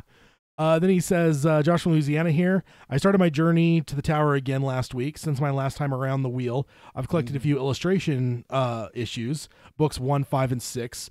I was flipping through the pictures when my 3-year-old son the other evening trying to get him early, says in parentheses. And I noticed the 2 photos. It looks like Roland has all 10 fingers. I'm not sure if this has ever been discussed. He says one is during the Kamala spelling. You think he spelled it right though. Dance, and the other is him and who I believe it to be Eddie firing their guns off a cliff face. The photos of the dance look like he could have his fingers extended past the knuckles, but that is the worst example of the 2. The gunfight scene clearly shows Roland's right hand spread across the chest of Eddie while he fires his guns, both hands having 5 digits. And he actually gives us the pictures here. So there's the Kamala one. Yeah, you can see his fingers right there on his arm. Yeah, you actually can. Because that would be his left hand. So no, right. But you could see his fingers. Yeah, that's up. his right hand because he's looking. If we're looking at him, it would be on the left. Yeah, but side. you could see his hands on that side too. You can't necessarily see past his knuckles, but it seems like all his fingers. I think ultimately though, let's see. I'll get the other picture too with the gunfire that he's talking about here. And yeah, with this one you can clearly see the fingers. I think ultimately this comes down to is the person that's illustrating this most likely. What is that from? When is that? I don't know. I was actually going to ask you because you have the illustrated ones. You've had more of them. Is than I that have. book 5 when they're fighting the wolves? He says. Let's see. He said he has the illustrations of 1, 5, and 6. The only other time that Eddie and Roland are in a shootout that I can think of is when they go to Maine in book 6, and they get ambushed at the gas station. But I mean, that's a rock cliff. Yeah. That looks more mid-world to me. Eddie's beat the hell though. That makes me think that it's book 6. Yeah, he gets clipped going through the door. Yeah, he clips his head going through the door, and he's pretty beat up. Yeah, but I would say, oh shit, is that Jericho Hill? Well, what do you mean? There's a flashback where he talks about Jericho Hill at one point, and the illustrations will show older things. That may be him holding Cuthbert, not Eddie. Yeah, I'm not sure. Hill? I mean, I don't know. Yeah. I'm just throwing out possibilities here. Yeah. The Dance in the Kamala, you're absolutely right about that one, Josh. There's no doubt about that one. But I wonder, I swear there's a point where they mention Jericho Hill, because isn't that where he talks about the trumpet at one point? But I the think, horn of Eld, I mean. Yeah, I don't know that. I think this feels more to me like modern Roland, the way it's illustrated, very similarly to the last picture. Like even outfit and stuff. So yeah, I'm guessing it's probably going to be the wolves most likely. Yeah, it just doesn't make much sense when they pop up out of the rice. But again, this is coming back to what I was going to say initially, is that the author, I'm sorry, not the author, the artist obviously didn't read the books. Either didn't read them or like read only a small amount and didn't really to have those details. And because I know it's a whole process to get the book illustrated, it's a little bit disconnected from the writing of the book itself. So that's probably just kind of one of those, like, there was illustrator isn't necessarily going to be someone that's even a fan of the books. There was one that I noticed with one of the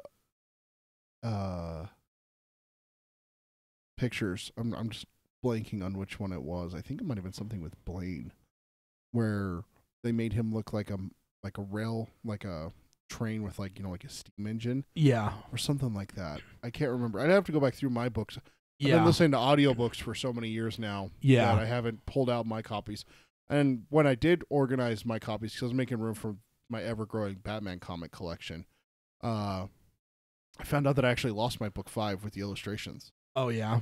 And I never got book 6, so I'm missing 5, 6, and 4, 5, and 6. I think. Got to get you that collection.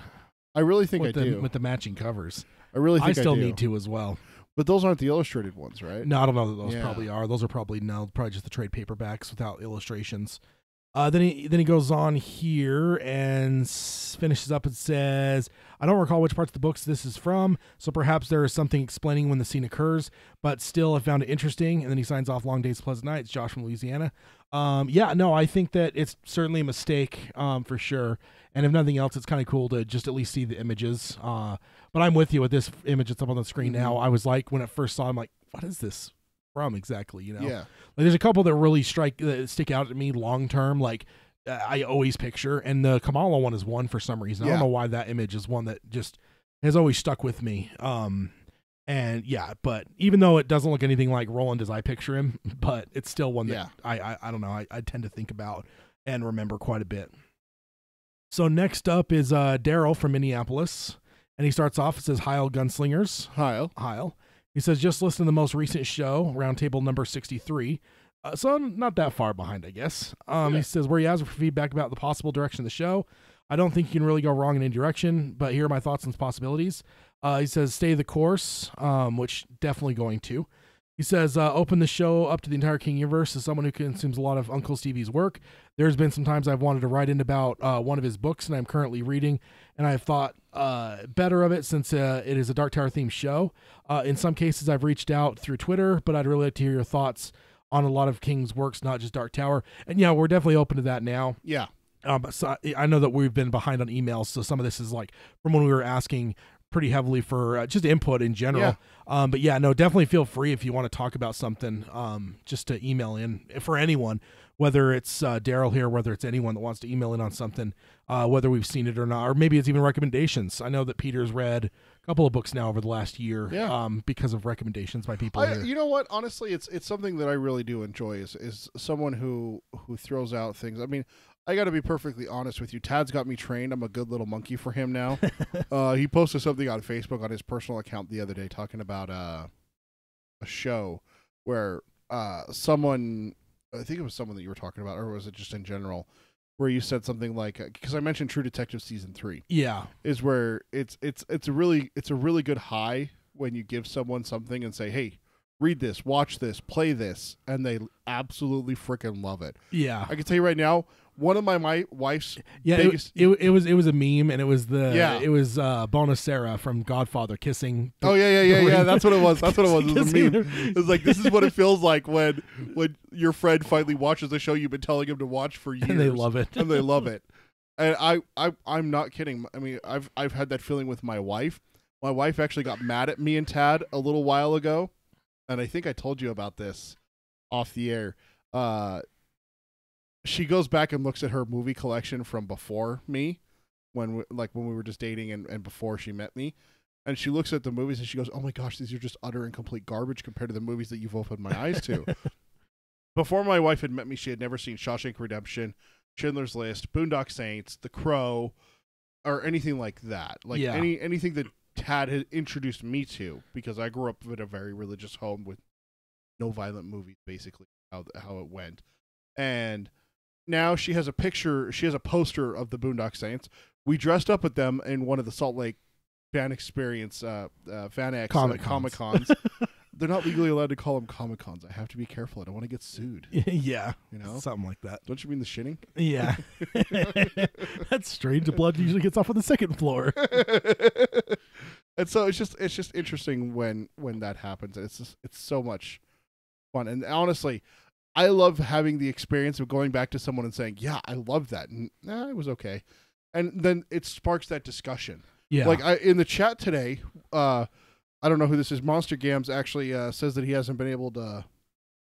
No, he says, "Okay, that's good," because he thought I hadn't read it. And then he said, "Did you guys end up reading Black House?" And I said I did, and I loved it. Even that right there, just that little interaction, I love that. I love getting back with someone after they suggest something for me. And Tad's the best at doing that for me. Is honestly, he's like, "Hey, check out this movie. I just added it to our Vudu." And I go on there and I watch it, and I'm like, "Holy shit, dude, this is a great movie."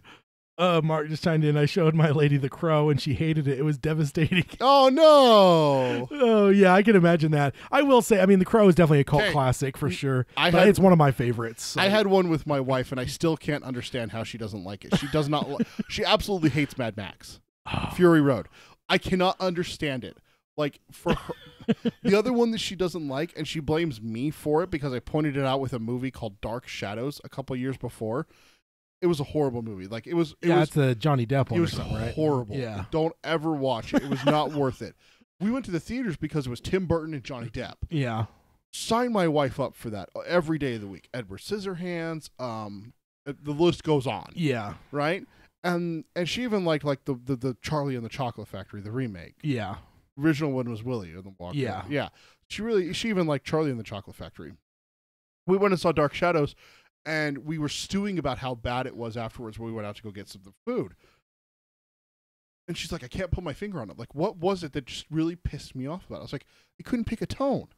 Like, "What do you mean?" I was like, "It tried to be a comedy at one point. It tried to be a romance at one point. At one point, there's a horror scene where a creature is hunting a group and like slaughtering them.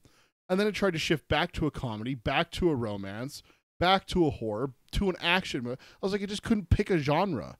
And it just drove her nuts. And one of the worst ones for me is I loved this movie, and you recommended it to me, was Cabin in the Woods. Oh yeah. She's like, it's the same thing. You can't pick a genre. And I'm like, no, it's poking fun. Yeah, it's deconstructing the horror genre is what it is. Fun. Yeah, it's one of my favorites. She shut that one down and no. Yeah, the Bad Times at the El Royale is the director of Cabin in the Woods. Oh, was it? He didn't direct anything for like 6 years. And oh, nice. Yeah, that's his follow-up. So, again, recommending that one. Yeah, so Cabin in the Woods, I know what you're going through. That there, Mark. That one was pretty devastating. Yeah. I thought it was going to be like a great one for me and her to go back and rewatch, just like a stupid horror movie that pokes fun at other horror movies. Yeah. You got the bats going on and stuff like that. It just would have been great. Nah, not a fan. Not a fan. Yeah. But you know, like the stuff that I've introduced her to has been a lot of fun, and I get why you do that.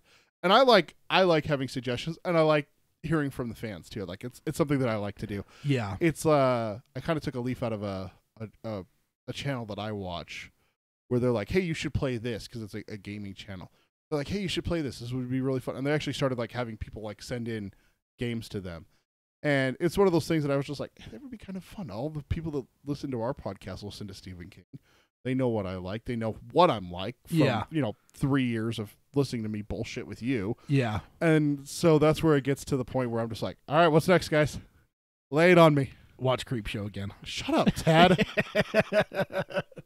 You're a monster. You hashtag Tad is terrible. Wow. I thought we were going to get through a whole episode without that. We did once, and you called me on it afterwards. I was so pissed at you. I had to wait until the show was over before I said it. Otherwise, you would have found a way to throw it in there. Okay, then his next point is he says, open the show to the entire Dark Tower universe, discuss some of the books that are related to Dark Tower, The Stand, Hearts of Atlantis, Insomnia. For example, I'm currently reading Needful Things for the first time. It's definitely part of the Tower. I had no clue it was until I started reading it. So I was thinking by opening the show up to other Dark Tower universe books, it could help other readers know some of the books that they should look into. And that's definitely something that we have on the docket for this year is to kind of look at some of those expanded universe books. Yeah, because we've talked about this before, and I don't know if we have our part 2 of The Stand we still have to do as well. Oh, yeah, absolutely. So I remember us talking about this at one point, and I think it was before we actually had the podcast, because I actually went out and I made a point to read it, and that was in book 7, where they're like, here, this is the book that's most closely related to the Dark Tower, and I'm expecting The Stand or Hearts in Atlantis, things that I've heard that are like Dark Tower adjacent, and they're like, here's Insomnia, and I went, what? Yeah. What's that? What? Huh?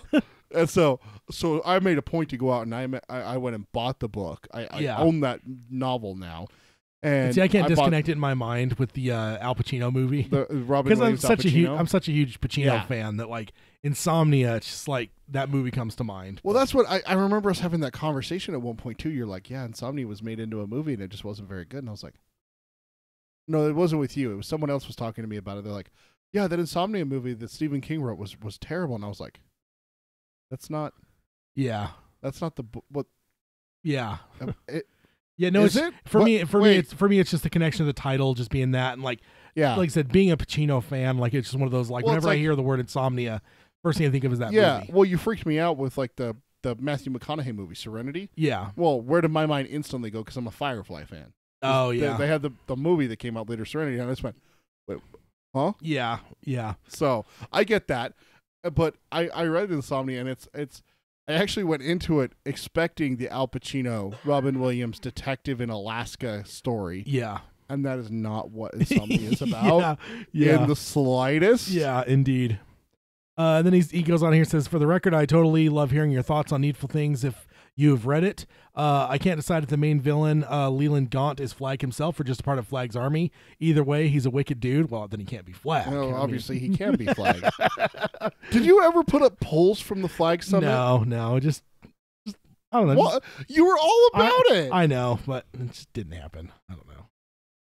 We were talking about having like a poll to see like, who won. Maybe it's something we could still possibly do for sure, but it just didn't happen right after the fact. I think that was when work for me was up to my. Throw that up. I was like up to my nose in work. It so was. I had just enough time to like get the episodes up and stuff, but like, because that was our last episode of last year, and we even had to delay it at one point for something. Yeah, Christmas party or something. And, yeah, and then I was talking to you about it. I was like, you're like, yeah, we're going to put up a poll, right, on the social medias. And I was like, why? It's just a friendly discussion. You're like, yeah, but it's a debate.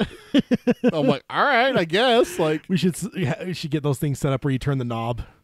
It's like turn it. The more you like it, you turn it one way. If you don't like it, turn the other way. Like have you ever like the Simpsons spoofed that at one point, right? I think so. They bring all the kids. Hey, like the stranger like approaches Bart and Lisa. Hey, do you guys want to earn $5? Come over to this room with me. Like, oh, sure. And then it turns out to be one of those things, but it's like big play on like following strangers, right? Yeah. And then he finishes up the email here, Daryl, that says, no matter what direction you go, I'll keep tuning in. Appreciate all the effort you put in each episode. Thanks again, Daryl from Minneapolis. Thank you, Daryl. Appreciate the kind words and definitely the input. Yeah, definitely. We're excited for this year. We got a lot of fun ideas to talk about. Yeah, the year of the Dixie Pig. Yeah, indeed. I actually remember this time. I don't have to look it up again. Yeah, indeed. And then Daryl actually comes back in the part 2, which is an answer to a discussion that we'd had. He says, hey, guys, Round Here is the name of the boy band of Mr. Mercedes. Thank you. Thank you. That means that Dr. Sleep and Mr. Mercedes theoretically take place in the same universe. Yeah. That means The Shining and Dr. Sleep are, connected. Which means that it's... Well, The Shining and Dr. Sleep, I would assume so. I mean, Mr. Mercedes and The Shining. Yeah. Which actually throws a really big wrench into a lot of things. Because there's a talk in Mr. Mercedes, or is it The Outsider? Where they mention... No, it's Dark Tower. I was going to bring this up the other day, the last episode, and I completely forgot, and it popped into my head when I was listening to The Outsider again. There's a time where in book 2 where Eddie references The Shining as a movie. Yeah, Yeah, we just covered it in our book club. Right. Because of the Steadicam. Right, he talks about the Steadicam. Yeah. That throws a big wrench into a lot of things for theory-wise. What universe Eddie comes from. Because if The Shining is a movie and not a real event, like Mr. Mercedes, Dr. Sleep, The Shining are in one universe now. Yeah. With The Outsider now. That's 4 novels that take place there, and I'm sure that I could go find other connections from Dr. Sleep and The Shining to other things. I'm actually pretty sure that Dr. Sleep has a Cujo reference. Okay. Pretty sure. No, that's Pet Sematary. Pet Sematary is the one that links to Cujo. They mentioned the Saint Bernard that went crazy down in Jefferson County or whatever it was. And if The Shining, Dr. Sleep, and Mr. Mercedes in the Outsider series all take place in one universe, and Eddie's not from that universe, but he's from King's universe, where King's an author, writer, and they make movies out of it, then that tells me that he's Keystone Eddie. No, right? Wrong city for his... But I said, it throws a lot of things in there. No, not really. It just means that it's one that's closer to our reality than those realities, but it isn't our reality. But he's never heard of Stephen King later on. So how could he have watched The Shining but never heard of Stephen King? Or maybe it's a universe where Stephen King didn't write The Shining, and it was just somebody else. Like, we've seen books change authors between universes. That's a good point. Beryl E. Evans and Inez Claude Bachman. Yeah. That's okay. Okay. So this is why I need to talk to you about it. Okay. We're getting to the bottom of this. Yeah. I'm going to end up with that chart from that meme trying to figure out how it's all correlated together. Wait, no, you know what I need? I need an expert. Chris. Yeah, that's from N-World. Chris. I need a chart connecting all the dots. What universe is what? What universe is who from? That would actually be an interesting study to do that. Yeah. To try and figure out who what are connected. That'd be really extensive, though. Go through all the King stuff that I've read and just be like, is it in the same universe as The Shining? Okay, if it and The Shining are in the same universe, then it takes place in the same universe as Mr. Mercedes. You know what it really come down to, right? Is all of our listeners helping us out, and as they're reading through Stephen King books, finding us any references that can either connect or disconnect something from a universe, right? What level of the tower? So like if they see if they see the Shining movie and it mentions Stephen King, then that's not in that universe, but it does to get like those get multiple readers, right? Instead of just because you'd have to read everything. And you'd also have to catch everything. Yeah. I caught the round here, but you didn't. Yeah. And that's something that maybe no one else has caught. Yeah. Or, a select few have caught. Hey, round here, wait, that sounds familiar. And it's such a passing line in Dr. Sleep that it makes sense that people would miss it. Yeah. She literally says it like the kid in Dr. Sleep says it one time about her notebook and stuff like that. So it's just, I want to get to the bottom of this. Yeah. And Mark the chat says the year of 19. I think we're going to get some exciting news soon. I hope Dark so. Tower TV show, please. Oh, please. And a new Dark Tower book. Please, again. Oh, give me a Fall of Gilead. I don't know what. I honestly don't know. There's times I think about that randomly. It's like, how would we deal with a new Dark Tower book? We haven't had any published in the time that we've been to podcasts. So like, would we stop? How would we? Yeah. Would we stop book clubs and go to a book club for that? I almost think you'd have to, right? I think the roundtables would just be consumed by the book, right? Like not necessarily do them as book clubs, like probably just do like a larger because book clubs are like word by word, sentence by sentence, plotting, right? You'd probably just do. Here's what I want to do. Probably do a couple different roundtables where it's not necessarily word by word, sentence by sentence, but it's like a larger sense of like, this chapter, this chapter. Well, let's do. It's like rather than being like rolling, walking the desert, you're in the airplane doing the overview, right? Well, let's do this. Let's figure this out because we don't have to plan for it. No. But we need to get this out there so we know what the fans want, because they can still give us input now, and then we find out that a book's being published next year or later this year. Yeah. Then we have an idea of what the fans want. So this actually is a good conversation to have. Do you want an overview of just the book where like one or two roundtables are dedicated to it, or do you want a more in depth, or do you want both? Because that's a possibility as well, is that honestly, why would we not stop roundtables and book clubs and focus on a new Dark Tower book on Dark Tower Palaver? Well, probably because the book club is so lengthy that it would be years to get through it. If it was a normal length book. If we do it I honestly wouldn't have a problem if we did book clubs exclusively for a while. That's what I'm saying is like, if we get a new book, I want to dig into it, and I want to dig into it with our fans. Yeah. Because that's going to be an experience all on its own. Yeah. Tearing apart a new Dark Tower book after we've started But I'm not reading it as slow as our book clubs are. Oh, no, hell no. And you're not expected to. I'm going to read that shit No, quick. that's what I was thinking is that what we could do is we could do a round table talking about the new book, maybe 2. And then maybe we do like we did with Castle Rock and just have a little bit longer round table. Yeah. Talking about it in that overview. But then let's dissect it. And let's not wait to dissect it because it's new and shiny and fresh. Yeah. It smells like a rose. Yeah. And I'm over here like rubbing my palms together like menacingly like, yes, precious. Yeah, that's definitely something I would love. That's a good problem that I would love to have. That's all I'm going to say, right? Mark says a read along would be awesome. I'm just saying, man. Yeah. I mean, and don't get me wrong. I mean, I understand we're trying to churn out more book clubs to get through the original 7, and we're only partway through book 2, and we've been doing this for a while now. Yeah. But a new book, man, that's a juicy apple that I don't know if I can resist. Yeah. Don't ever put me in the garden with Adam and Eve, man. I'd eat that apple so fast. Yeah, that's hopefully it's a problem we'll be having. That would be amazing. 2019 be a perfect year for Dark Tower book. I know, right? Okay, so next up is Chris from Chicago. He says, Heil Gunslingers. Heil. Says, Chris from Chicago here. Just wanted to drop you guys a quick line to say I finally caught up with the newly released episodes just in time for, well, that's depressing. I think that's about the time we were like, you know, we've slowed down on like normal news that it's been carrying our roundtables for years now. So now it's a matter of like kind of figuring out how to aim the book clubs or the roundtables. I'm sorry. And he said, I really wish there were some more news regarding the upcoming Amazon show, but oh well. It'll come out. Yeah, indeed. Give it time. Patience, young one. Patience. Yeah, indeed. Patience. And he says, I love listening to your podcast regardless. At any rate, I've been a long-time listener of podcasts in general, and I've always wanted to try something myself. Your podcast truly inspired me. The fact that you two guys with a common interest can sit down and start a podcast, and he says in parentheses, and one done as well as you have done at that, really made me want to try it out myself.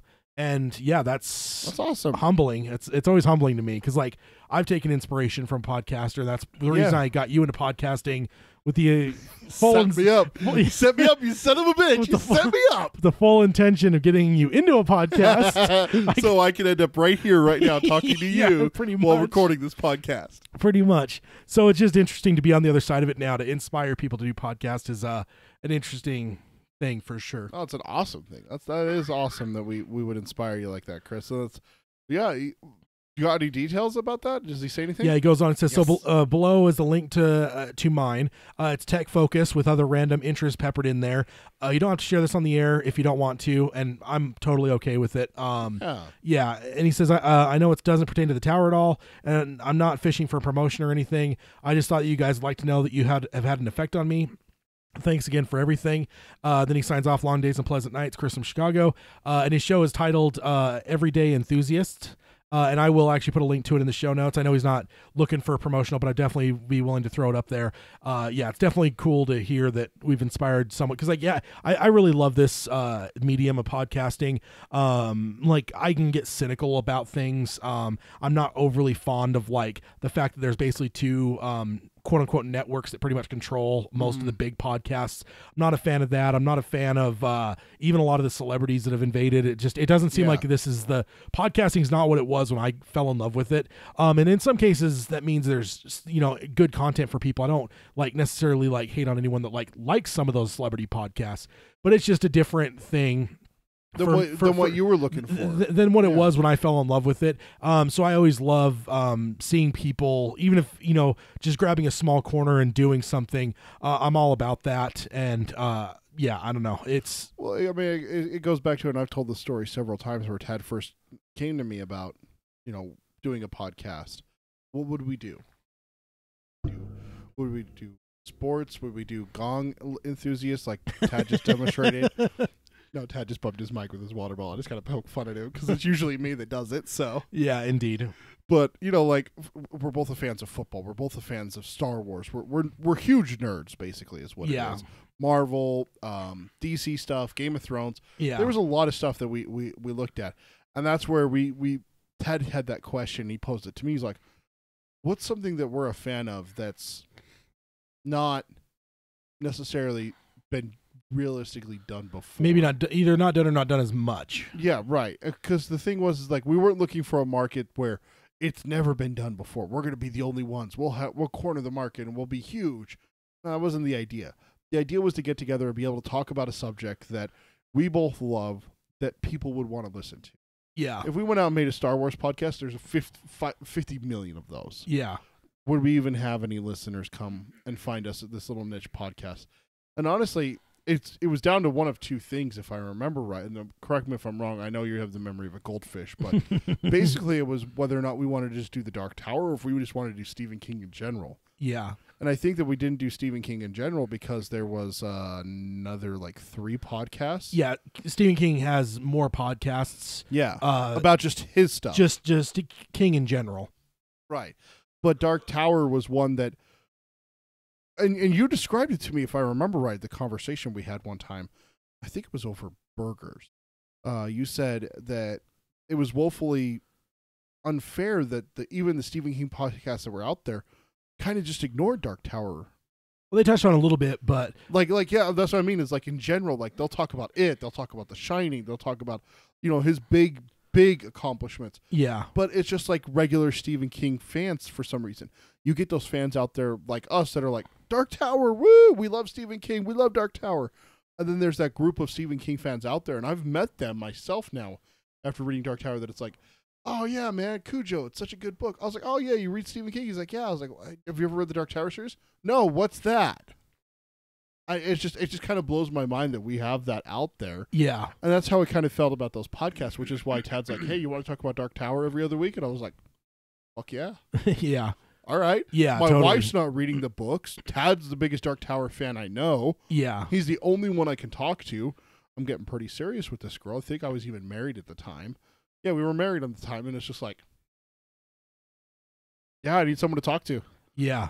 I'm not going away from these books. These books are just too damn good. Yeah. And that's actually was what got me kind of back into Stephen King. Yeah. Yeah, for sure. Was this podcast is I'd always kind of been into Stephen King ever since you got me reading these in high school back in the 2001 to 2004. Yeah. But realistically, this podcast is what really pushed me to explore the pool that is Stephen King. All the way over to the corner. Yeah. I would have never read The Long Walk if it wasn't for this podcast. Yeah. Yeah. And now I really Black House. Or Black House or Talisman. Yeah. They just never came across as books that I wanted to go read. And now I want to go read Needful Things. Yeah. Because was it Paul that said it? Was it in the chat or no, email wise? Email wise. The last email. Daryl, right? Daryl. Was the last email. Yeah, Daryl mentioned Needful Things, and now I'm like, I want to go read it. Daryl says it's a good book. I want to go read it. I want it. Yeah. I want it. Yeah. Give it to me. It's definitely a way to expand. Yeah, for sure. But yeah, in general, I definitely appreciate the email, Chris, and I think we both do. And yeah, it's definitely humbling. And I would definitely say that in general, yeah, if there's anyone else that's out there that is interested in podcasting and would like to I don't know, even if you wanted to send an email to us and asks for any guidance, not that we're experts by any means, but I'd be more than willing to help anyone out that wants to, find their way through the waters of making a podcast. I'd be fully willing to, spend, I don't have a ton of time anymore. It feels like everything's catching up to me where I have very little time anymore, but I would definitely be willing to, help anyone that maybe needs the help for that first jump to get into it, because yeah, podcasting is a great thing. And I think that the more varied the voices are in podcasting, the better they are.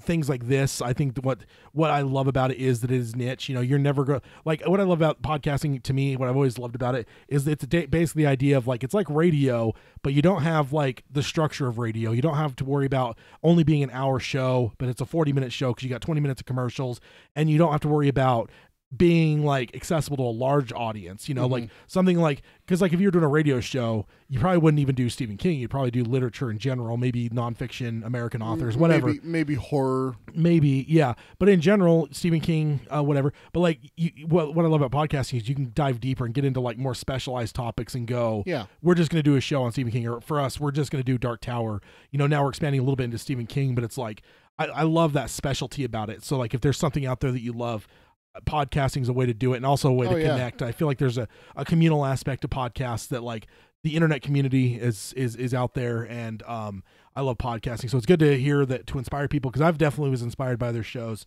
And so if there's anybody out there, I'll definitely throw it out that if you want to email asking any advice or whatever, whatever I can give you. Like I said, I'm not really an expert. I don't have like a top 50, top 20, top whatever podcast with millions of people listening, but with what we have, it could definitely help you in whatever way. And thank you, Chris, for the email. It's always, I don't know, puts wins in our sails a little bit to get emails like that for sure.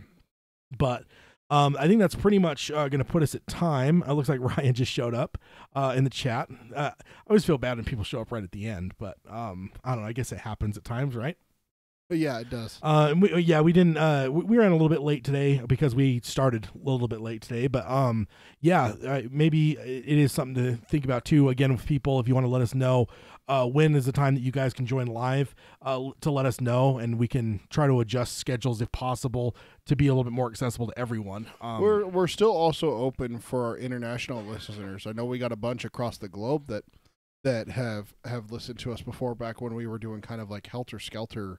Times and dates. We were doing it on Fridays. We were doing it on Sundays. We were doing it on Saturdays at all different times. We're still more than okay with doing an international podcast so that we can get some of you guys on in the chat with us if you want. I'm available Fridays and Saturdays. Those are my days off. I know you're off on both those days. You're off both on those days. If we need to record one on Sunday night, I'm available for that as well. I mean, like, guys, throw it out there. Let us know. Worst thing we can say is no. Yeah, indeed. Or the worst thing we could say is flag, because that's really like bottom of the barrel bad. Hey, none of this attacking the character of Flag at the end of the show. That's unfair. I did it throughout the show. I don't know if you were listening to me or not, but the guy's a bad guy. I mean, I don't know about that. I think he's a good man. But so it's been a lot of fun at this episode. But we'll go ahead and wrap it up with our closing stuff and sign off until next time, where we'll be back with a book club. About ready to see Roland cross over into door 2. I think that's where we stopped. It's him going in. Yeah, so I mean, we're about to see like what happens. Yeah, what happens from there. So that's going to be fun.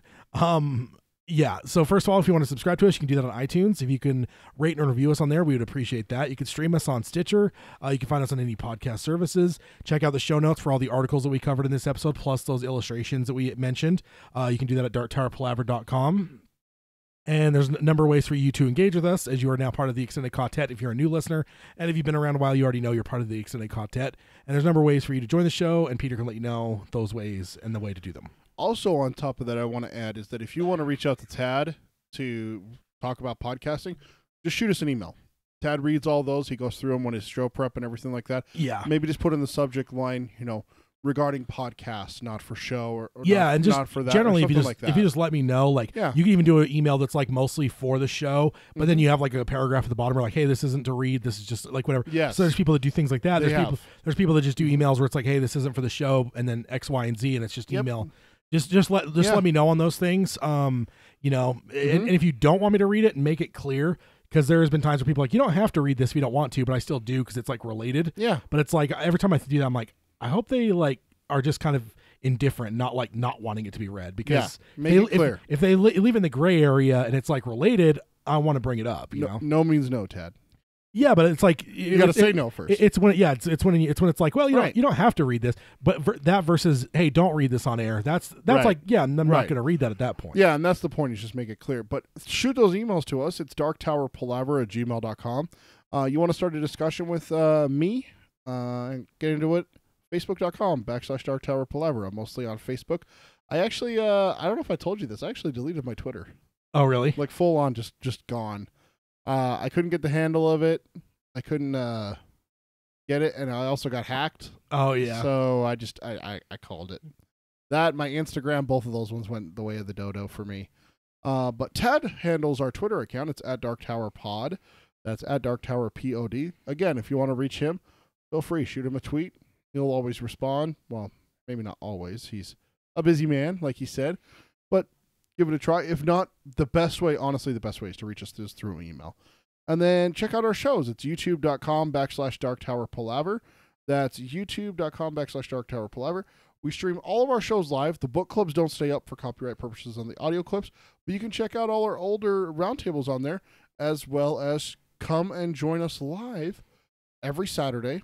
We usually stream about 5 Eastern on youtube.com/Dark Tower Palaver. But if we do decide to do one where it's for the international listeners, we decide to do it a little bit earlier, a little bit later, something along those lines, we will post that on Facebook. We'll let you know. Yep.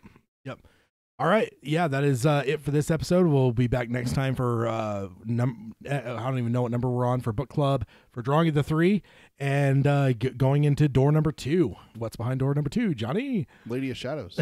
Sam. All right. So we'll see you guys next time, and we'll sign off as we always do. Long days and pleasant nights. Long days and pleasant nights, folks.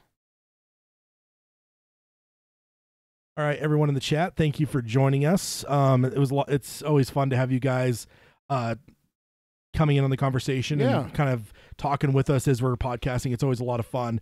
So we definitely appreciate you guys in here with all your input. We will see you guys next time. And have fun. See you, I guess, in next week. Next week.